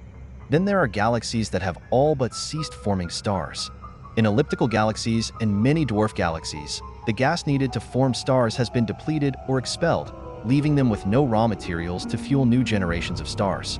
These galaxies drift through the universe as monuments to their own history, their remaining stars aging and fading without the promise of new life. Yet even here, there's a sense of purpose. The heavy elements forged in the past may one day enrich another region of space, sparking a new chapter in the cosmic story. Star formation rates are more than just a measure of a galaxy's activity.